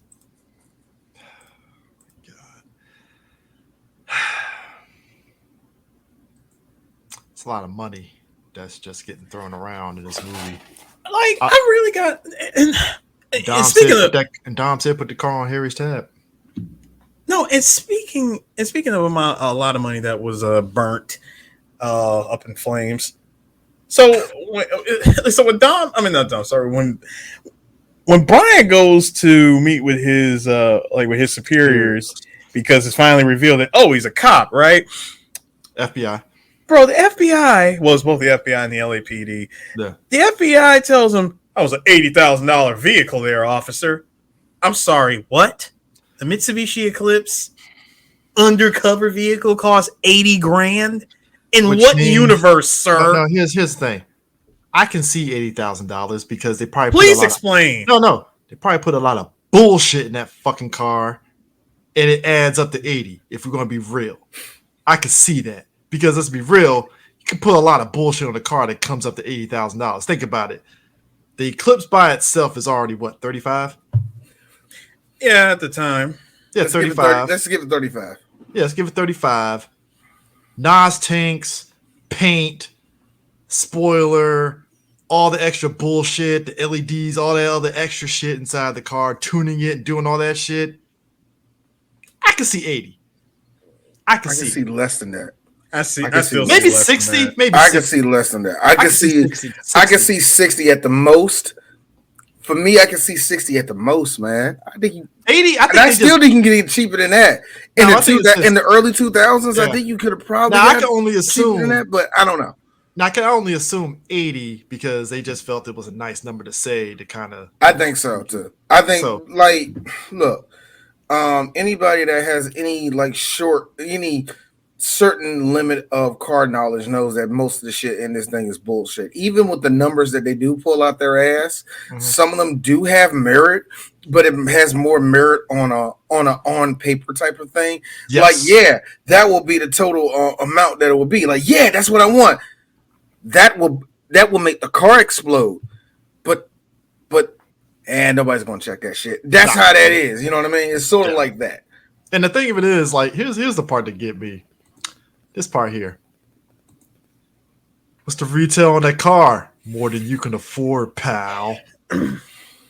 Ferrari versus a tuned up Supra. And the Supra wins. Now here's the thing, guys. Mark? I think you need to Chris, you gotta understand. You gotta understand what the hell a 2JZ engine is capable of. Please explain to people. Now hold on. Is that an F? That's not an F. What is that? What Ferrari is that? I can say 3. That's not. It's not a Testarossa. I mean, hell, it could be a 355. It might be. But anyway. My point still stands. You got to understand the power and capabilities and potential of the 2JZ. And why that engine is so legendary and why Toyota had it in a lot of their cars for the longest amount of time and never once invested any type of energy into updating it or getting a 3JZ or whatever. I think, I also, the thing is this: we live in a world where I have seen Civics outrun certain cars. I have seen Crown Vics chase down fucking like everything. You know what I mean? We have seen Goliath get his fucking knees clipped a couple times on races. You know what I mean? So even in the aspect of that, Chris, yeah, Super can probably take on a couple of. I ain't saying all the Ferraris, but it probably can punch quite a few Ferraris in the mouth. No, D, it's much simpler than that. First of all, you put all the right parts. Remember, these are all overnighted parts from Japan, the land of Superland, basically. I'm sorry, overnight from Japan. This is just my brain every time you say that. You don't mean that shit. You just running your mouth. Mm-hmm. Yeah, keep thinking that. But still, overnight from Japan. Like overnighted parts. I loved how in 2001 no one could check you on that bullshit. You might as well just say, you know what Jesse might have just said. You might as well just say Japanimation, and everybody be like, "Ooh." Hold on. Don't do that to us. No, first of all, God, I felt my knee go out when you said that. Damn. Anyway, you're overnight. That's a new one. Thanks, Chris. You're overnighting.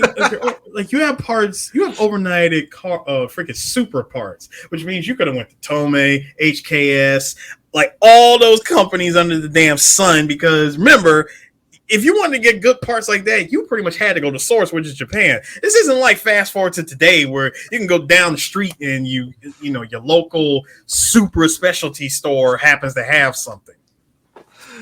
But the modding potential of the 2JZ, Chris, and a good tune on that car is gonna gap the hell out of a Ferrari.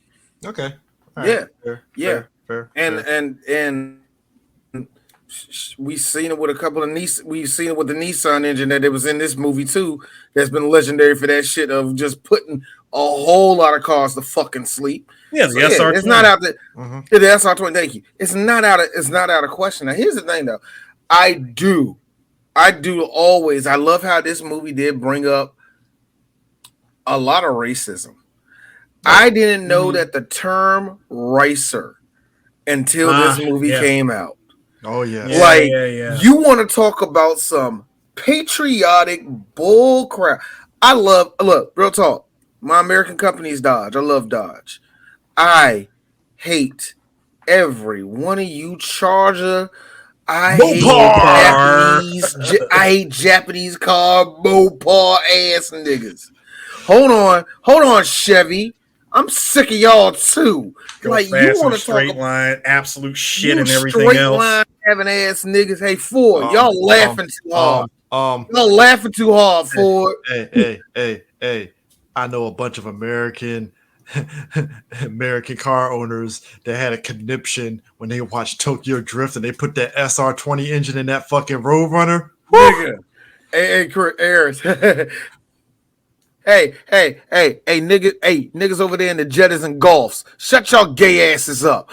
so like I say, the point is, yo, we have seen cars of all types. I've seen cars of all types get cooked. You know what I mean? Just real talk. I have seen Corvettes get cooked. Awesome. I have seen Lambos get cooked. I have seen Aston Martins thinking that, ooh, I'm the best thing out here, and here comes a Fiat ready to take his head out. I'm being funny with that, but you know what I'm saying. I will give that with cars. It's any given Sunday. Then after that is the driver. Luckily, this is a movie. So, movie. Also, sometimes it's not anybody's any given Sunday, as shown by this guy.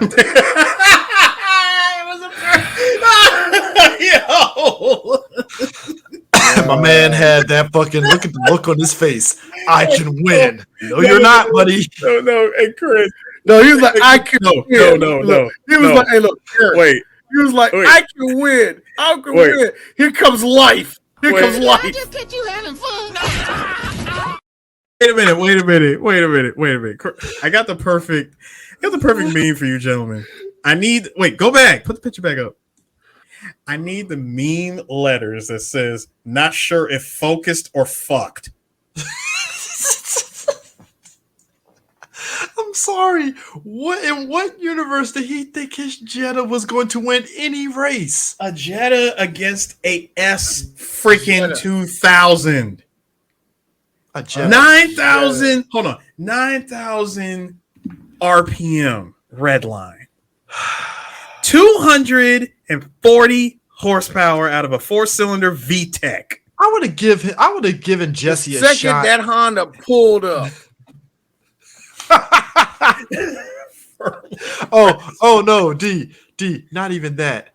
It's when too soon, Junior. And it just smoked him. I'm like, and I like how Jesse, his life immediately, he just like, Yes. All around me are familiar faces. All places.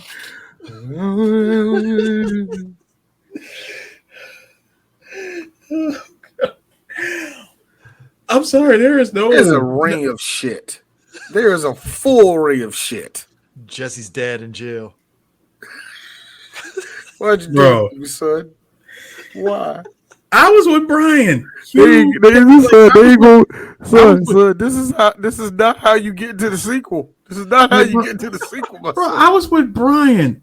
Are you seriously about to race the Jetta? Are you putting down the pink slip to the Jetta? You cannot bet your dad's car, by the way. It's not even his. He really thought that he was going to get the Honda 2000 and roll with the... No. Johnny Tran when he pulled up to the line. Sir, that was wrong. This was Johnny Tran when he pulled up.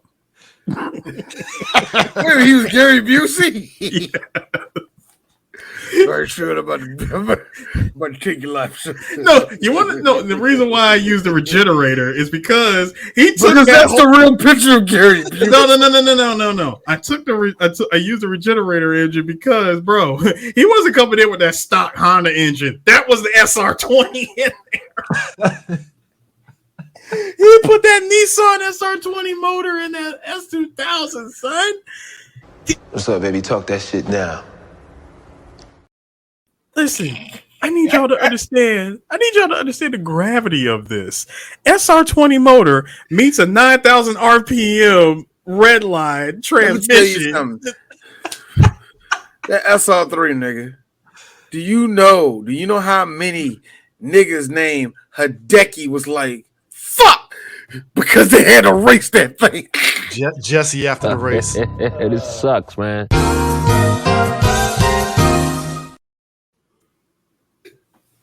9,000 yards there built in for sure. By the way, seeing how we saw the Supra in this movie. So y'all know the dude that was there that was that was flagging everybody for the race, putting them on their marks. That was down over at Race Wars. Yeah. That was the owner of that Supra, Craig Lieberman, who was brought in as a special advisor for this movie. Oh yeah. In fact, he donated quite a few of his cars for just this first movie alone. That on top of the fact that the street race at the beginning of the movie literally had real street racers that participated in that whole. Yeah, scene. They did just to play as extras. Also, one of the Race War volunteers was Honda from the Street Fighter movie.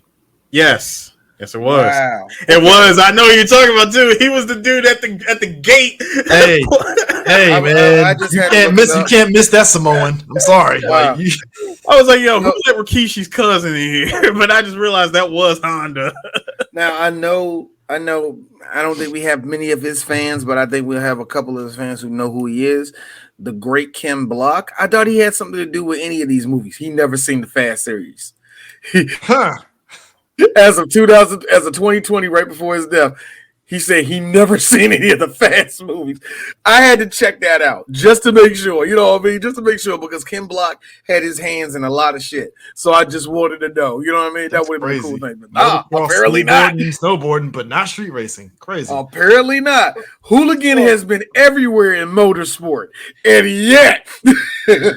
So can I point out that not only was Craig Lieberman was brought in as a special advisor for this movie because Hollywood knows absolute dick about cars and car lingo, right? They really do. So when they had the characters talking, and a lot of the lines was just straight up car jargon bullshit that didn't make any sense, Craig would go back to the script and tell them, hey, they shouldn't say this because number one, none of that makes any sense. Number two, this is stupid. Can you have them say this, and this, so that way, number one, it actually does make sense and your characters don't come off sounding like idiots. Prime example. Scene 1. Talk to me, Jesse. This ain't working, brother. It's your fuel map. It's got a nasty hole. That's why you're unloading in third. I told you it was third. What I do is I just tweak this here, tweak the NOS timer, and soon enough you'll run 9s. You know what I remind me of? Moment number 2. Hold on. One more. I got one more, and it's the greatest line of all time, of course. I just went in there, and Hector is going to be running 3 Honda Civics with Spoon engines. This is fine, because Spoon is a thing. Spoon is a thing for Honda. This part's fine. On top of all that, he just came into Harry's, and he ordered 3 T66 turbos with NOS and a Motec system exhaust. Stop. Cut. Flag on the plate. Is that hood? The car's going to look. It's what? Stop. Flag on the plate. Motec doesn't make exhaust. What? Yeah, I was going to also say that. Wait a minute. And I was going to stop you. I was like, wait a minute. When did Motec start making exhaust, nigga? They never did. When? And hold on. And before anybody go, oh, you because shut the fuck up. Here's the thing when it comes to brands and auto parts. Certain names are known for certain things. Some things are just known for exhaust. Some things are just known for airflow. Some are just known just for, fucking wheels or whatever. I can't think of that else. But you know what I mean? Certain brands, we know what they are on turbo systems. We know what they are. You know what I mean? When you said that, I was like, hey, wait a minute. What the fuck? I will have you know, sir. I will have you know that Craig was butting heads with the studios over his knowledge of cars and car jargon versus Hollywood's. Because what Brian said Hector was needing for his cars, that doesn't work for a drag race. Street racing, yes. Drag racing, no. Remember what I said earlier that they will say things. Engine. They will say things that, yeah, that's a thing. Okay, let's just put in your theory. That wouldn't work. Why? Because this is not a fucking video game and you can't fucking do that. It's equivalent to... That makes sense, but do you know how much sense that doesn't make? This is literally the car equivalent to when we talked about hackers, where it's just numbers. I'm in. Click. I'm in. Yeah. Which is why Mr. Robot is the better hacking show, because they actually got people that knew what the fuck hacking is. Or CJ, or our favorite one from the same year, hacking into to the Department of Defense in under 30 seconds while getting a passable blowjob. Shout out to Swordfish. 2000s. Now, real talk. Shout out to Swordfish, and everybody, please go check out our Swordfish podcast episode. Thank you. Oh, and shout out to the movie script writers who got more and more lazier. One swipe, I take out the whole motherboard.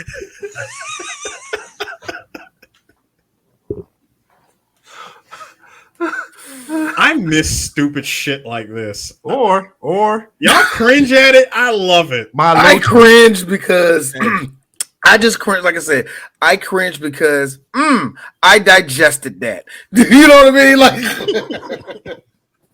mean? Like, yeah. I accepted that as fact. I mean, or my favorite line from Live Free or Die Hard: Thomas Gabriel almost took down America with a laptop. No, Chris. Sorry, CJ. The line was Thomas Gabriel shut down NORAD with a laptop. You think I'm afraid of you? Oh man. Do you see what's going on? What? They're using Dino 5000 encryption. What's wrong with it? Nothing's wrong with it. I created it. What? Yeah, I created it. I created it. Yeah, this They're is using my program encryption. they're running. It's simple as that. It's already in, man. You did it like that? Yeah. But we had 50 people. I said I made it, dude. Come on. Oh yeah. Hey, yo, Greg Sipes, I got a question. How did you not do like 80 of those? Anyway, here's the part that had me rolling. So Brian, after fucking Mia, gets a call from his superiors and is like, "Shut up! Shut up!" No. CJ is absolutely right. And you want to know how? Hold on. You want to know something? You want to know something? CJ, you want to shut up, D. You want to know something that's really interesting?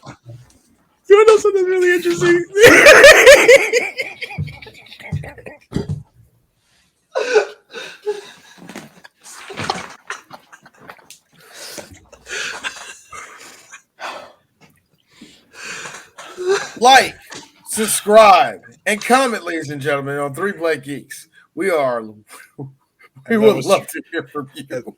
As I was trying to say with a straight face. When Brian's superiors called him. What was that, Brian? I really do believe that they knew he was smashing Mia because number one. Hey. No, hold on. Number one, his boss said. Number 56 over here sat there and said, No. Because his boss said, if you agree, just say yes. Meaning, I didn't call to have a conversation. I know what you're doing. You're going to make a move on Johnny Trey. If you agree, say yes. If you agree, just say yes. If you agree, say yes. Gives a lotion under his skin. Shout out to my boy. I always fuck up his name. But he is so great in everything he does. Even when he does regular shit like this, I love him. Man. Hey, gotta give him props because by faking that wrong number call, Brian was able to go back for round 2. Hey man, look. Hey Brian, that's Jordana Brewster. Get it while it's hot. All I'm saying is no. Jordana Brewster unfortunately goes into that big bag of women that Hollywood said, you had your 2 years. So that's why she's in the fucking Fast and Furious movies very prominently now without Brian. Brian's taking care of the kids right now. Brian has retired, according to this movie's lore. Brian's taking care of the kids. I'm in the action front now. Watch me drive this NSX. They got a farm. A couple of kids. Go! Nah, because at the end of all of the crazy world-saving shit that they do with Mr. Nobody, Brian still manages to show up right at the end of the movie. Skyline come flying down the road. Magically shows up. Look, I'm just saying there's something funny about how our I hate you for that, Eris. I'm sorry. I was sitting here speechless because I hated that part. There's something so fucking much. I mean, look. Mia opened up the legs because Brian took her to the Mexican restaurant that she loved with the little lights. Cha-cha-cha. The cha-cha-cha. And actual also pissed place, off. By the way. No, which, funny enough, Vince. Hey, Vince. You never show your hand to your rival. Don't worry, man. Anyway, don't worry, man. Vince literally showed his hand and was like, Mia, and Mia being a dick that she is. So Vince, what was the name of that restaurant that you want to tell me? And I'm like, oh, that is such CJ. CJ. She already kindly established I don't date my brother's friends. Fair. Brian, being the smooth talker that he is, damn, that sucks. Guess I'll have to kick his ass then. I get it, dog. You were really trying to get in them 2001 Jordana Brewster pants. I get it. I really do. I really get it. Hey, man, but it's you. Hold on. But it's you. You go. It's you. Look, I'm just saying. Hold on. It's you versus semi-peak Vin Diesel in 2001. Dog, I'm just gonna be real with you, Brian. It ain't worth the mediocre sex you two are about to have. So, Hey, what? You think either of them are breaking? Anyway, I didn't say any of that, D. You know, I said no such thing. You know what's worth it to me is seeing the stereotype Japanese father slapping the shit out of his son. Vietnamese, sir. Vietnamese, sir. Wow, sorry, my bad. Vietnamese. Don't do that. Wow, my bad shit. My bad. Don't do that. I said wow for myself. Karen does that. That was my fault. But the stern. There is. Thank you. You know what? Fuck it. No. That is the term now.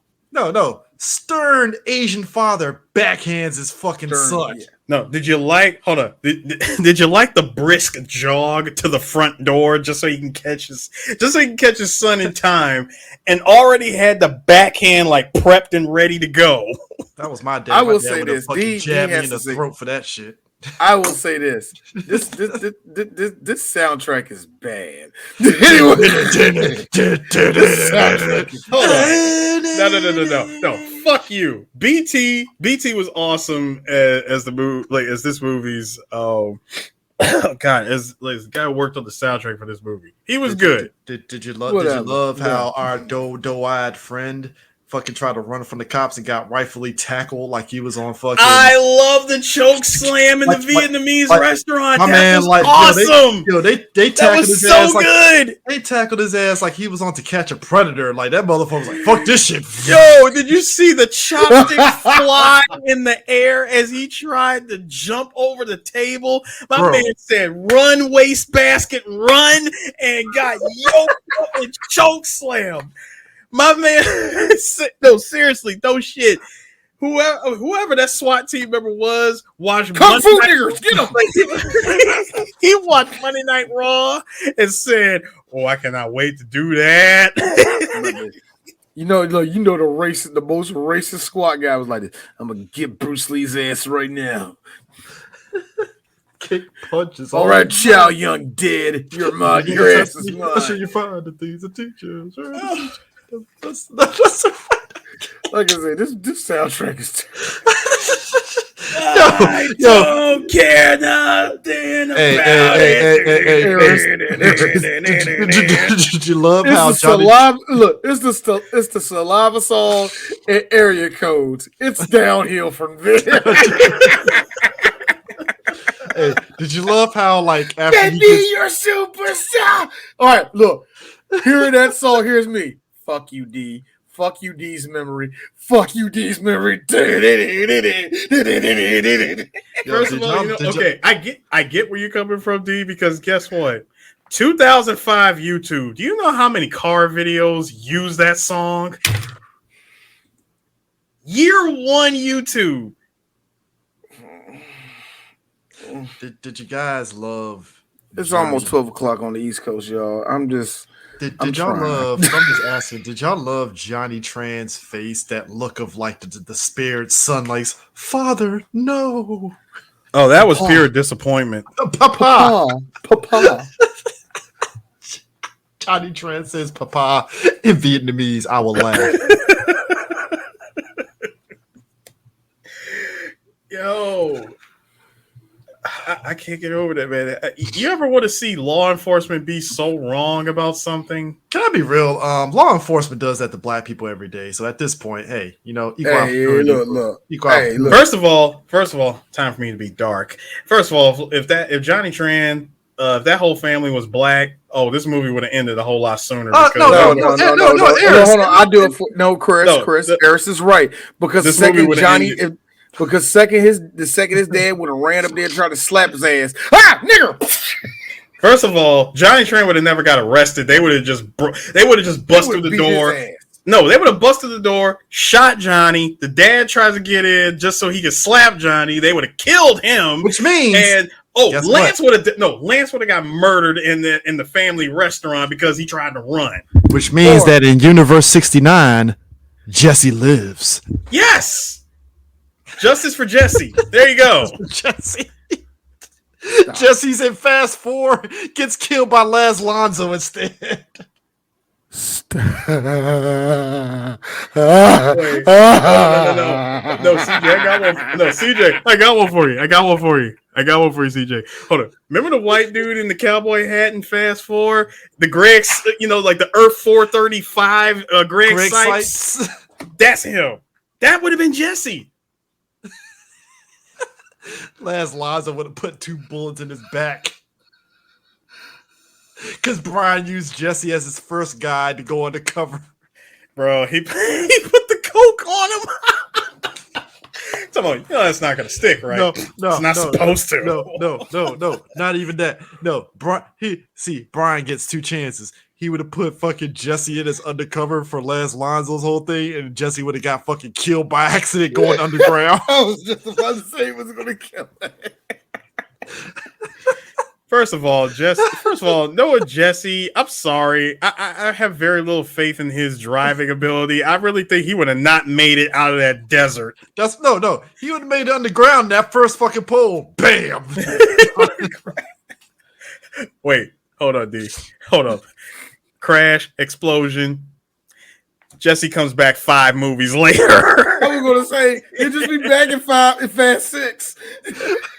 All of a sudden, The Rock gets a dossier. Who's this guy? Some punk kid named Jesse. Look at the dossier. Used to run with Dom. Eris. Look at the dossier. I know. Look at the dossier. I know. I'm mad CJ beat me to it by saying the dossier. The dossier. Ladies and gentlemen, get the dossier.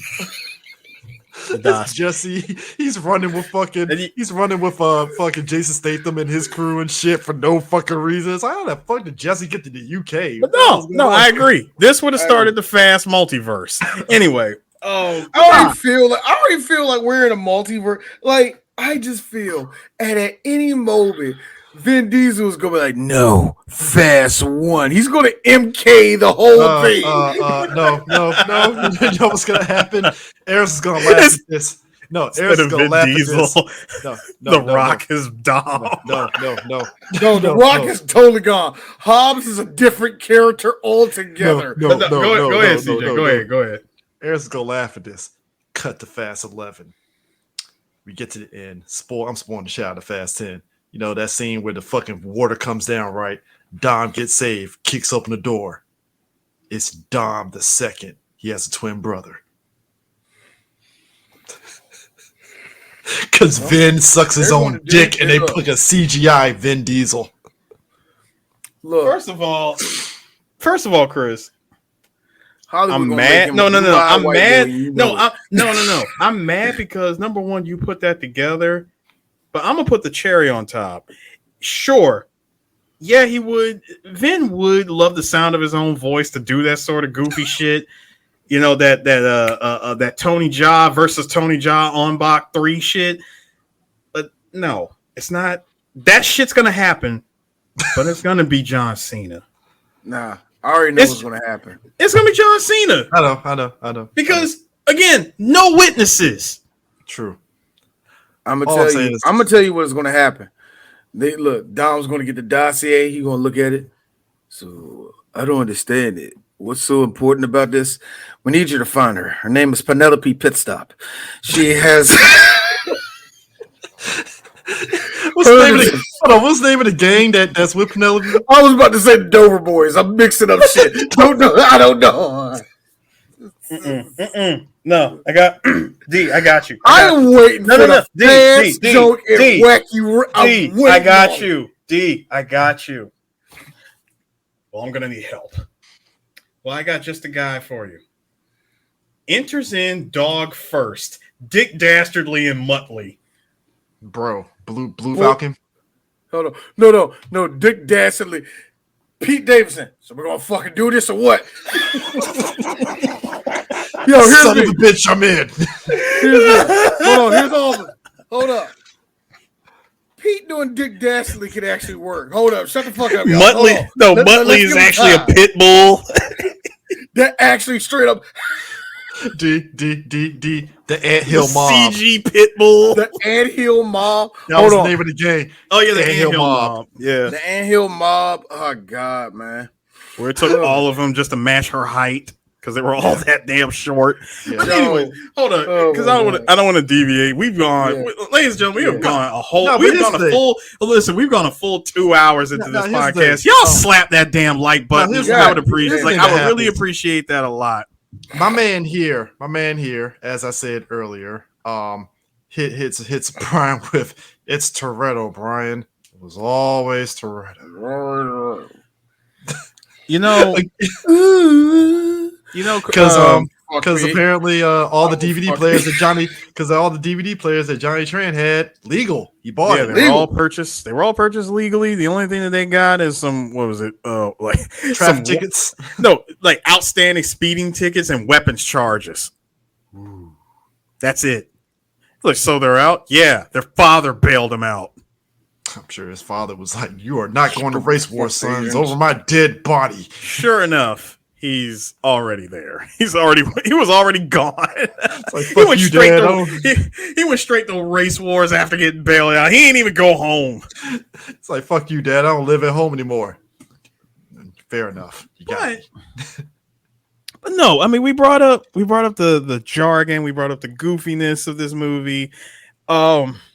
So let's go ahead and get down to the full meat and potatoes. The final 2 parts of this movie, which is number one, we finally get to see how they're gonna do this the Peterbilt heist with with them being a man short, because since Jesse's not there, they're gonna try to take on another Peterbilt with 4 people, with just 4 people.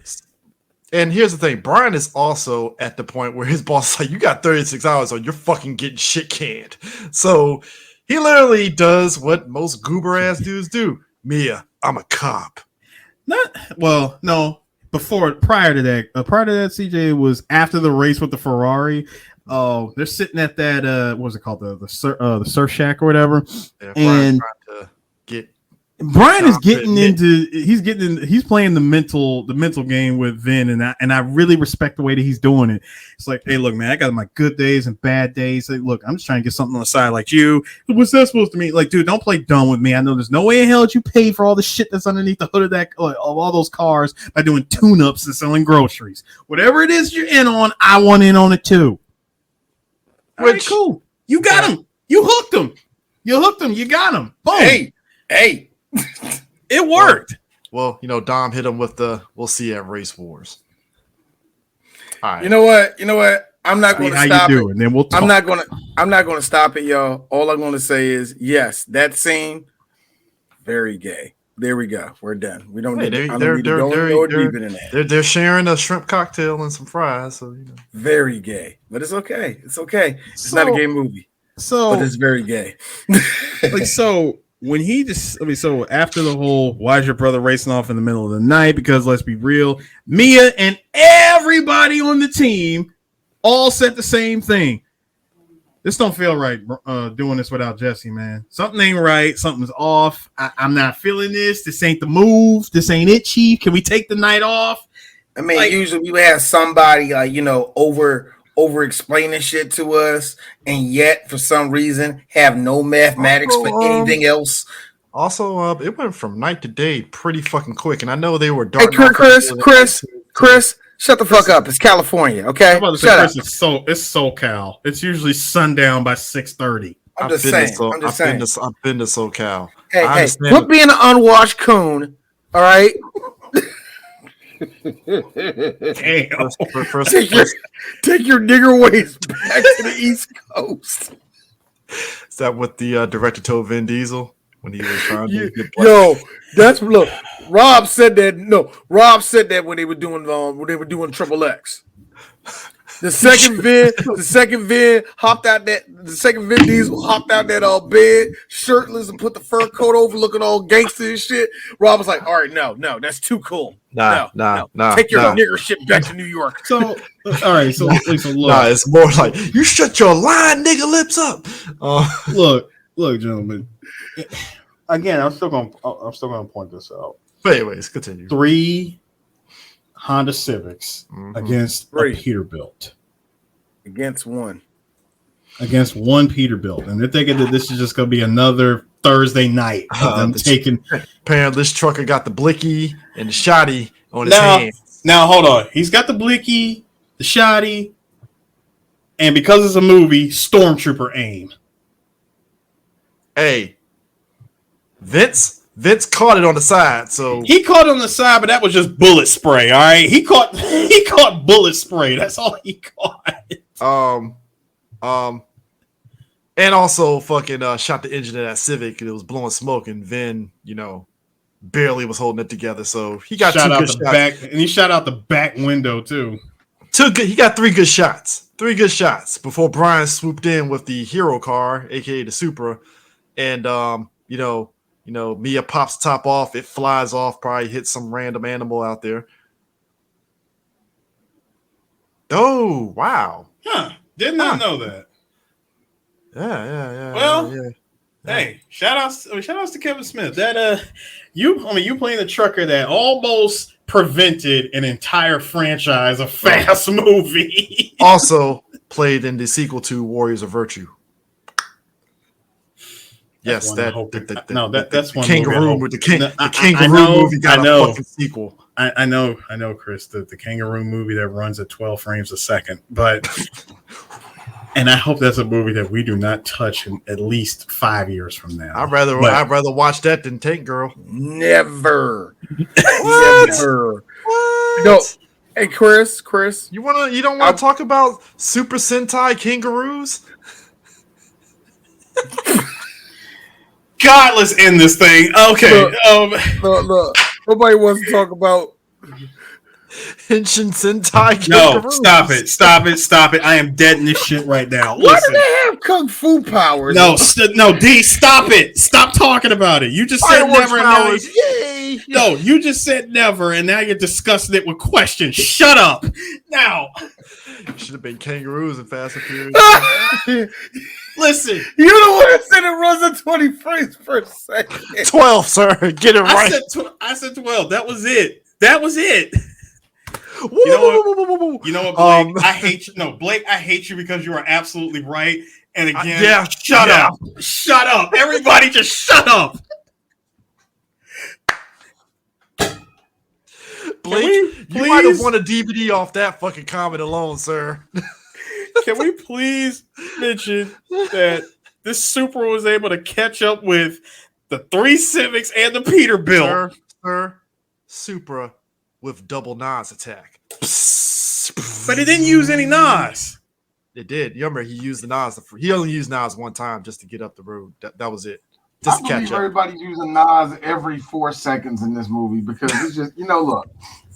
Wait, is it like? Hold on. Is it like the first Need for Speed Underground where the NOS actually just rebuilds over time? Yeah, it recharges. It recharges over time. They got to run over like certain circles on the ground. And I'll tell you who was using. I'll tell you who used too much NOS.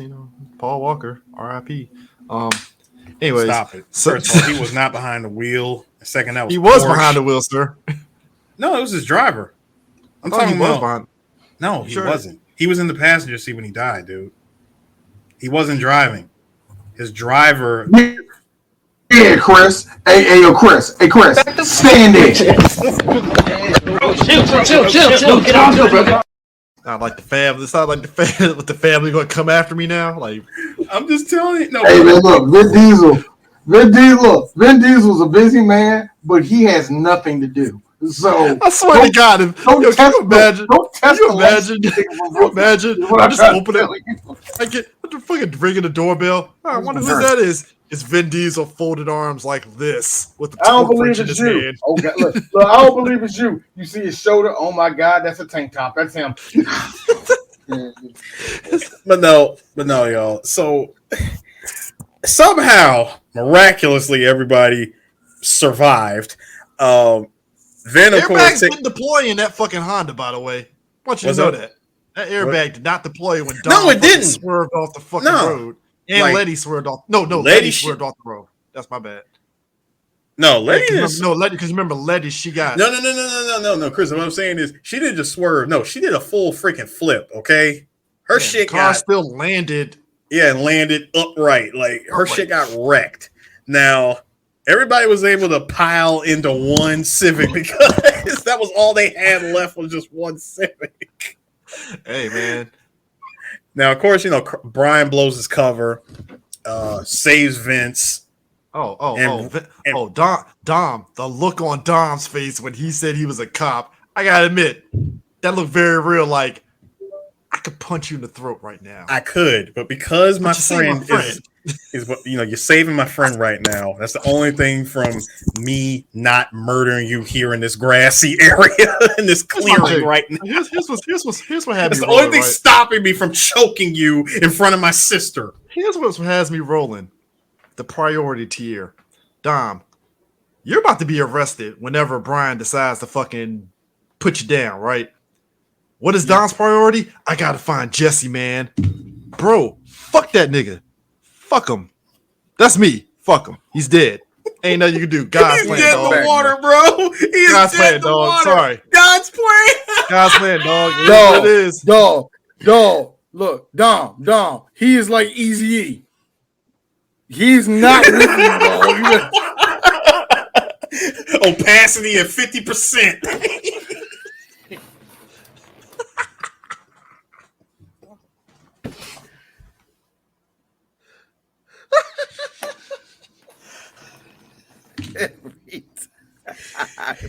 I think we're close to the end. The finish line gets farther away. Apparently, Jesse. It's symbolic of the Fast series itself. Apparently, Jesse missed the Neo tryouts because he couldn't dodge them bullets for shit. First of all, dude, they're coming in. They came in hot. Dude, they came in hot on some Kawasaki ninjas, just like shooting, like not even aiming down sights, bro. They are firing from the hip, just spreading. Look, one bullet, man, and he got hit. He got caught by a stray. And you know, Jesse's stupid ass rolls back to the scene of the fucking crime. Dom, man, I'm so Jesse, you should have been down in Mexico at this stage. What are you doing here, sir? I really gotta ask, hey Jesse, where the hell did you go in the last 12 hours? Well, he went to in and out. Had to really understand and do some deep thought on what was going to happen. Probably told his dad that he's going to lose the car, and his dad beat his ass. So he had to get back in the prison. So verbally beat his ass. All right, he probably went to go visit his dad and told him the bad news and shit. So probably got fucking cussed out by his dad. I mean, dude was scared out of his mind. I'm like, Jesse, have you been sleeping in your car? I mean, what happened to you? I still got to know, bro. It's been like a smooth 12 to 14 hours. Where did you go? I have a theory. On this. I have a theory on what happened. Jesse, being the goober that he is, I guarantee you, Jesse was driving around. Johnny Tran probably had somebody on Jesse the whole time. You think so? I think so because, for him, for them to double back and go to Dom's place, somebody from Tran's crew was like, "Yeah, he going to Dom's place," and it was like, "Bet, boom, and let's go." Because Jesse isn't the type that Jesse gives off the vibe of he doesn't look at his surroundings, so it's easy for somebody to be like, "Yo, I saw blah blah blah in your car here." So, I know some people question how did Johnny Tran. I'm like, no, I'm pretty sure he figured that shit out. Like, oh, yeah, he's going there. But again, Dom's priority is like, Dom, you're about to get arrested, and you're like, where's Jesse? I get it, family, but bro, come on. See, I don't even think the plan was for them to go after specifically Jesse, because remember, after he got punched out by everybody, in front of everybody at Race Wars, Johnny said in a deleted scene, "This is all on you." Meaning, I'm coming after you later. Okay, that is fair because Dom did make that smart ass remark. Yeah, he's going to get the car washed. I was like, Okay. Well, no, he added gasoline to that campfire by saying, "Go fetch your car. We're not on your block anymore. You better watch who you talk to, like out here." Then the punch. I mean, I gotta be honest with you. I probably would have did the same thing as Dom. Like, we ain't on your block, nigga. Get the fuck out of here. Like, nah, we ain't doing that. And at first, I'd be like, "Listen, I'm gonna go ahead and call it out and say that you narked me out. I got reason to believe that you were the freaking narc." And then what do? Oh, you deck me in front of everybody at Race Wars, embarrassing me in front of my cousin. Now my cousin thinks I'm a bitch because I took the hit from you. Oh no! And my new best friend, who obviously couldn't be a cop at all. But no. You are going to catch all of these bullets, sir. Hey. You know what, though? Mia had priorities. Dom, Brian, stop it. No, this shit's over. It's over. It's over. Like, Mia's already like, look, we might lose the house. I don't know. Dom going to jail, though. So it just is what it is at this stage. Well, you already heard, Chris, you already heard Dom at the beginning of the movie. I spent 2 years in Long Park. I ain't going back. I'll die before I go back. So what ended up net resulting is after back to Rikers ass nigga. Jesse gets lit up 50 Cent style and catches one. Man. Man. Sir, that bullet death on me. Listen, sirs. That one bullet was Spider-Man because everybody catches one. Hey, look, man, Jesse should have got his iron up on that one, all right. D knows what I'm talking about. No, I'm sick of all y'all. Let's keep going. So Vin decides to grunt into Mopar and get inside his fucking Dodge Charger, get his shotgun, load up the shotgun, and get inside the Charger. The shiny shotgun. The GTA style one that you get by putting in the cheat code and shit. And he gets inside his Charger while Brian goes to chase after the bikes. And Brian apparently needs Nas to go after some fucking dirt bikes, which I'm like, why? Fucking why? That car should already catch up to those dirt bikes like it's. You know what? I'm like that scene for me was the scene where it's like, okay, ow. Okay, stop. The tie rod's already done flew off. The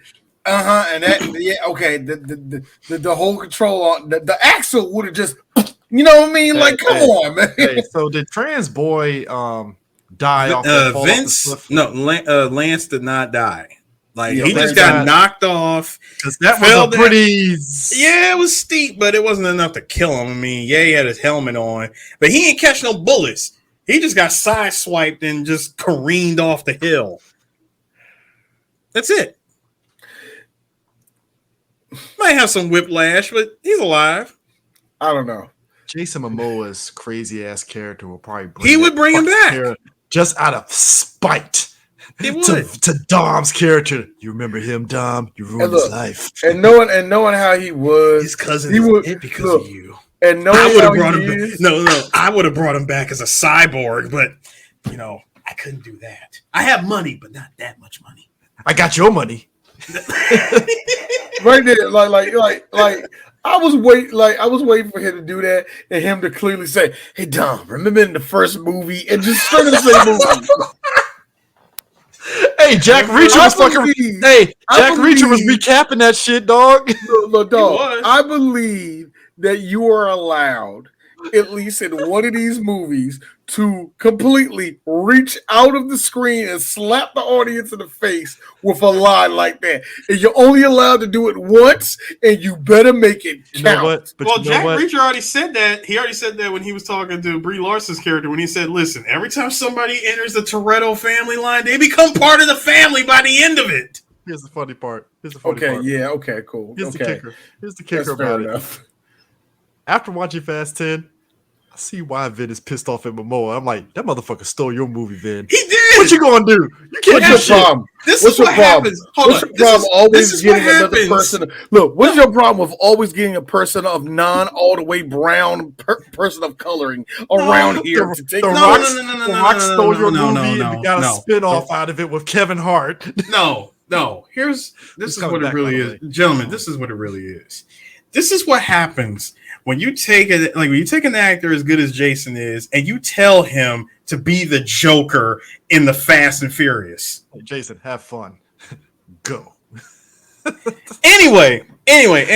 So his boy tumbles off the cliff. Johnny catches 2 to the side, dead. Dude, 2 bullets. 2 to the side, done. Here's Dom, Revs, and Mopar. I'm like, bro, you should have been in Mexico already. What are you doing? You should have been. I'm out. He should have. You should have made way. Nah. In the movie.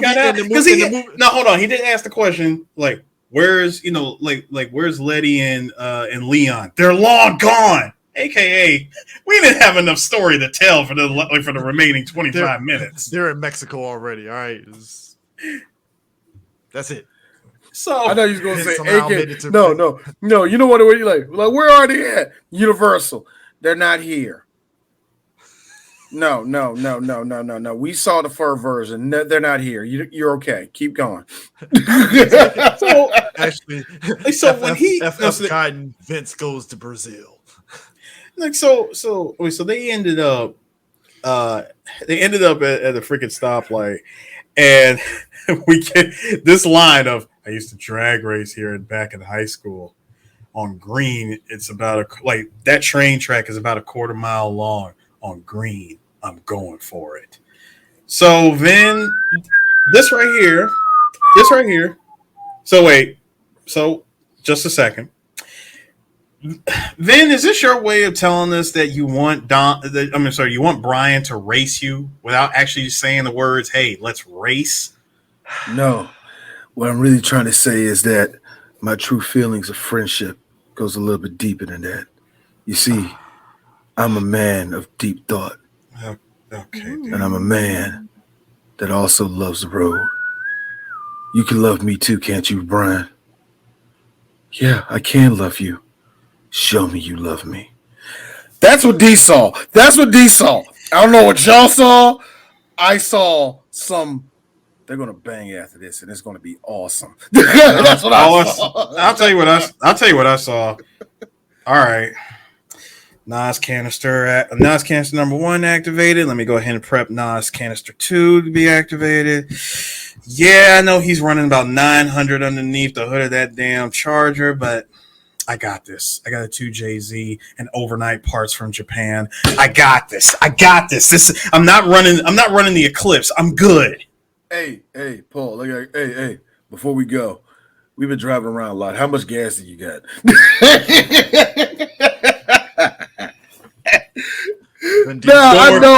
I know that's the last thing on your mind, but I was like, you've been driving around for a minute. Wait. Points to the shitty sticker on the side of the Supra. Don't worry, Dom. Infinite gas.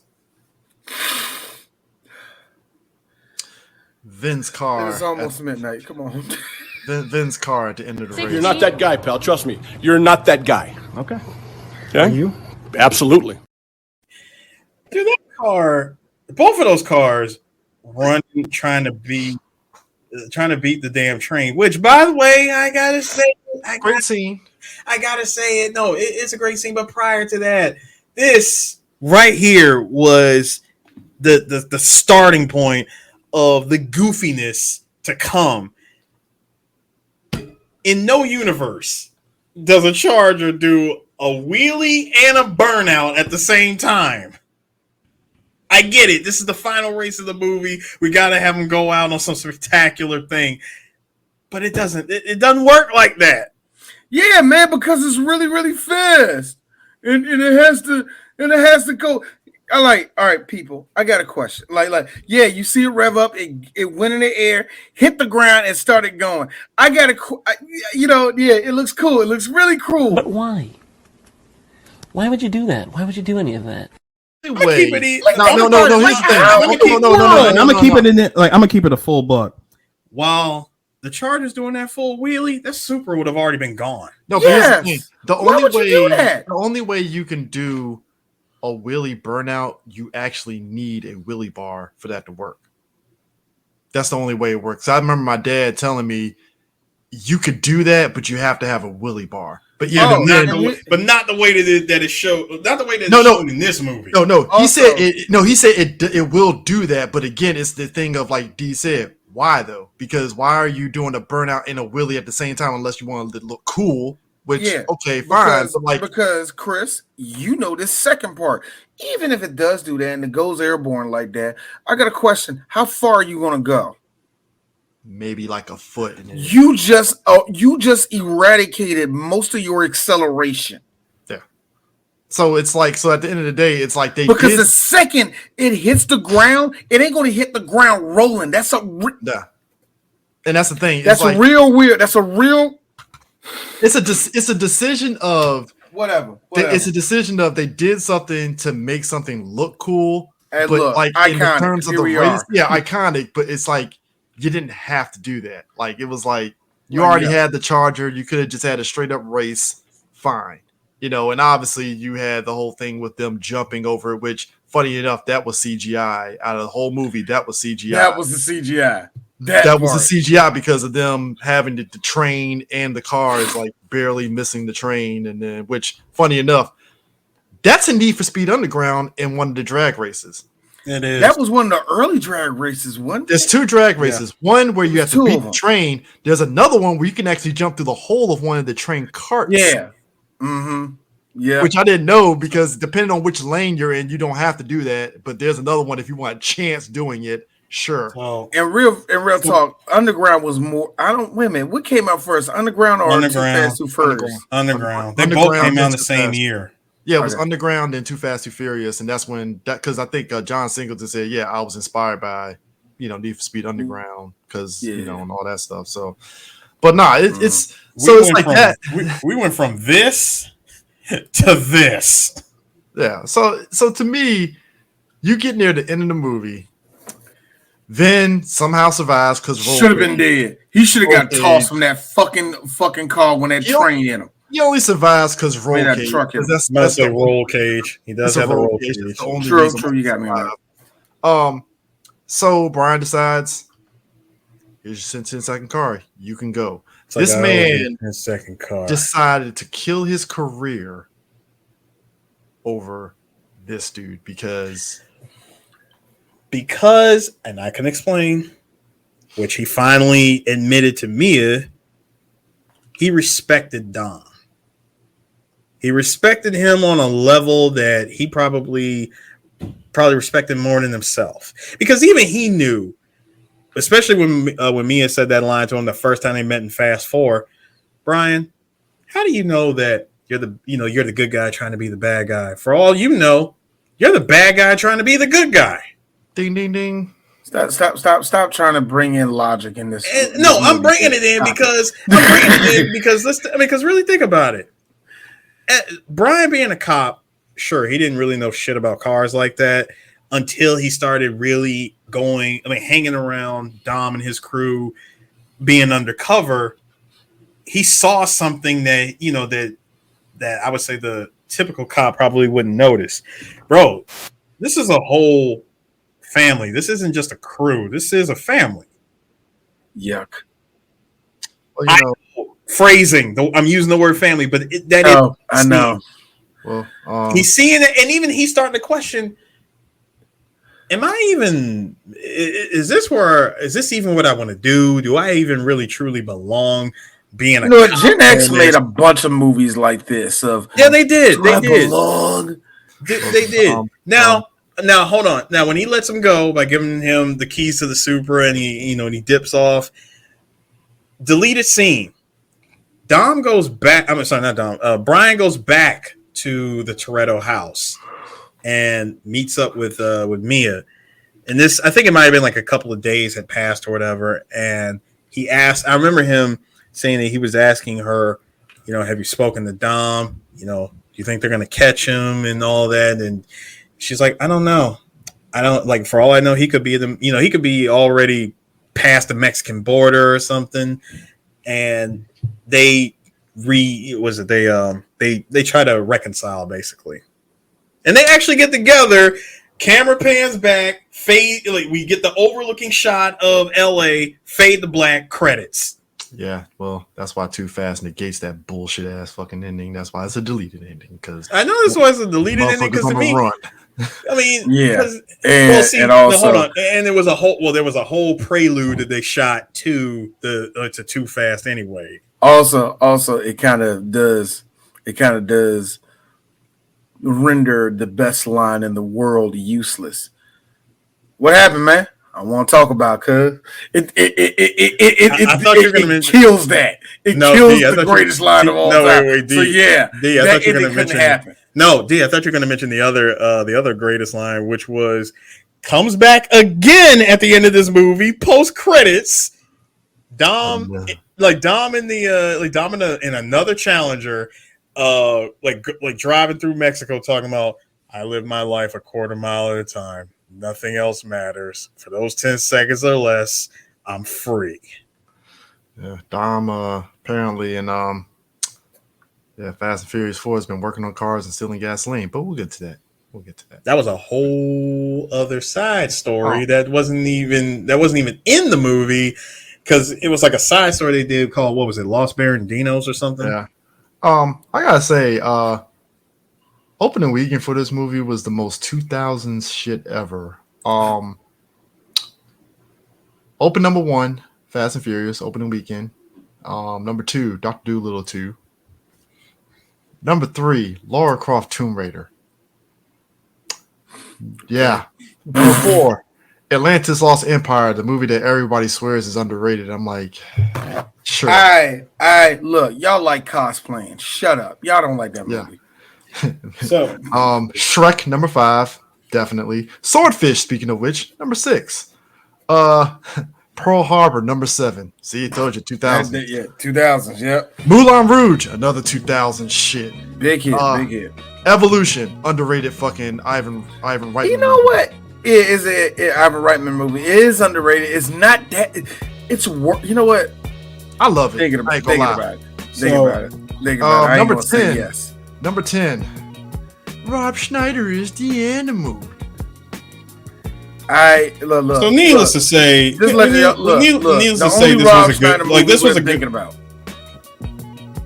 Go ahead. Yeah. No, I was gonna say, needless to say, this was a good weekend, good opening weekend for Fast. I mean, because it was a big hit. Like people forget, it was this big hit, and Vin was like, "Hey, I'm big.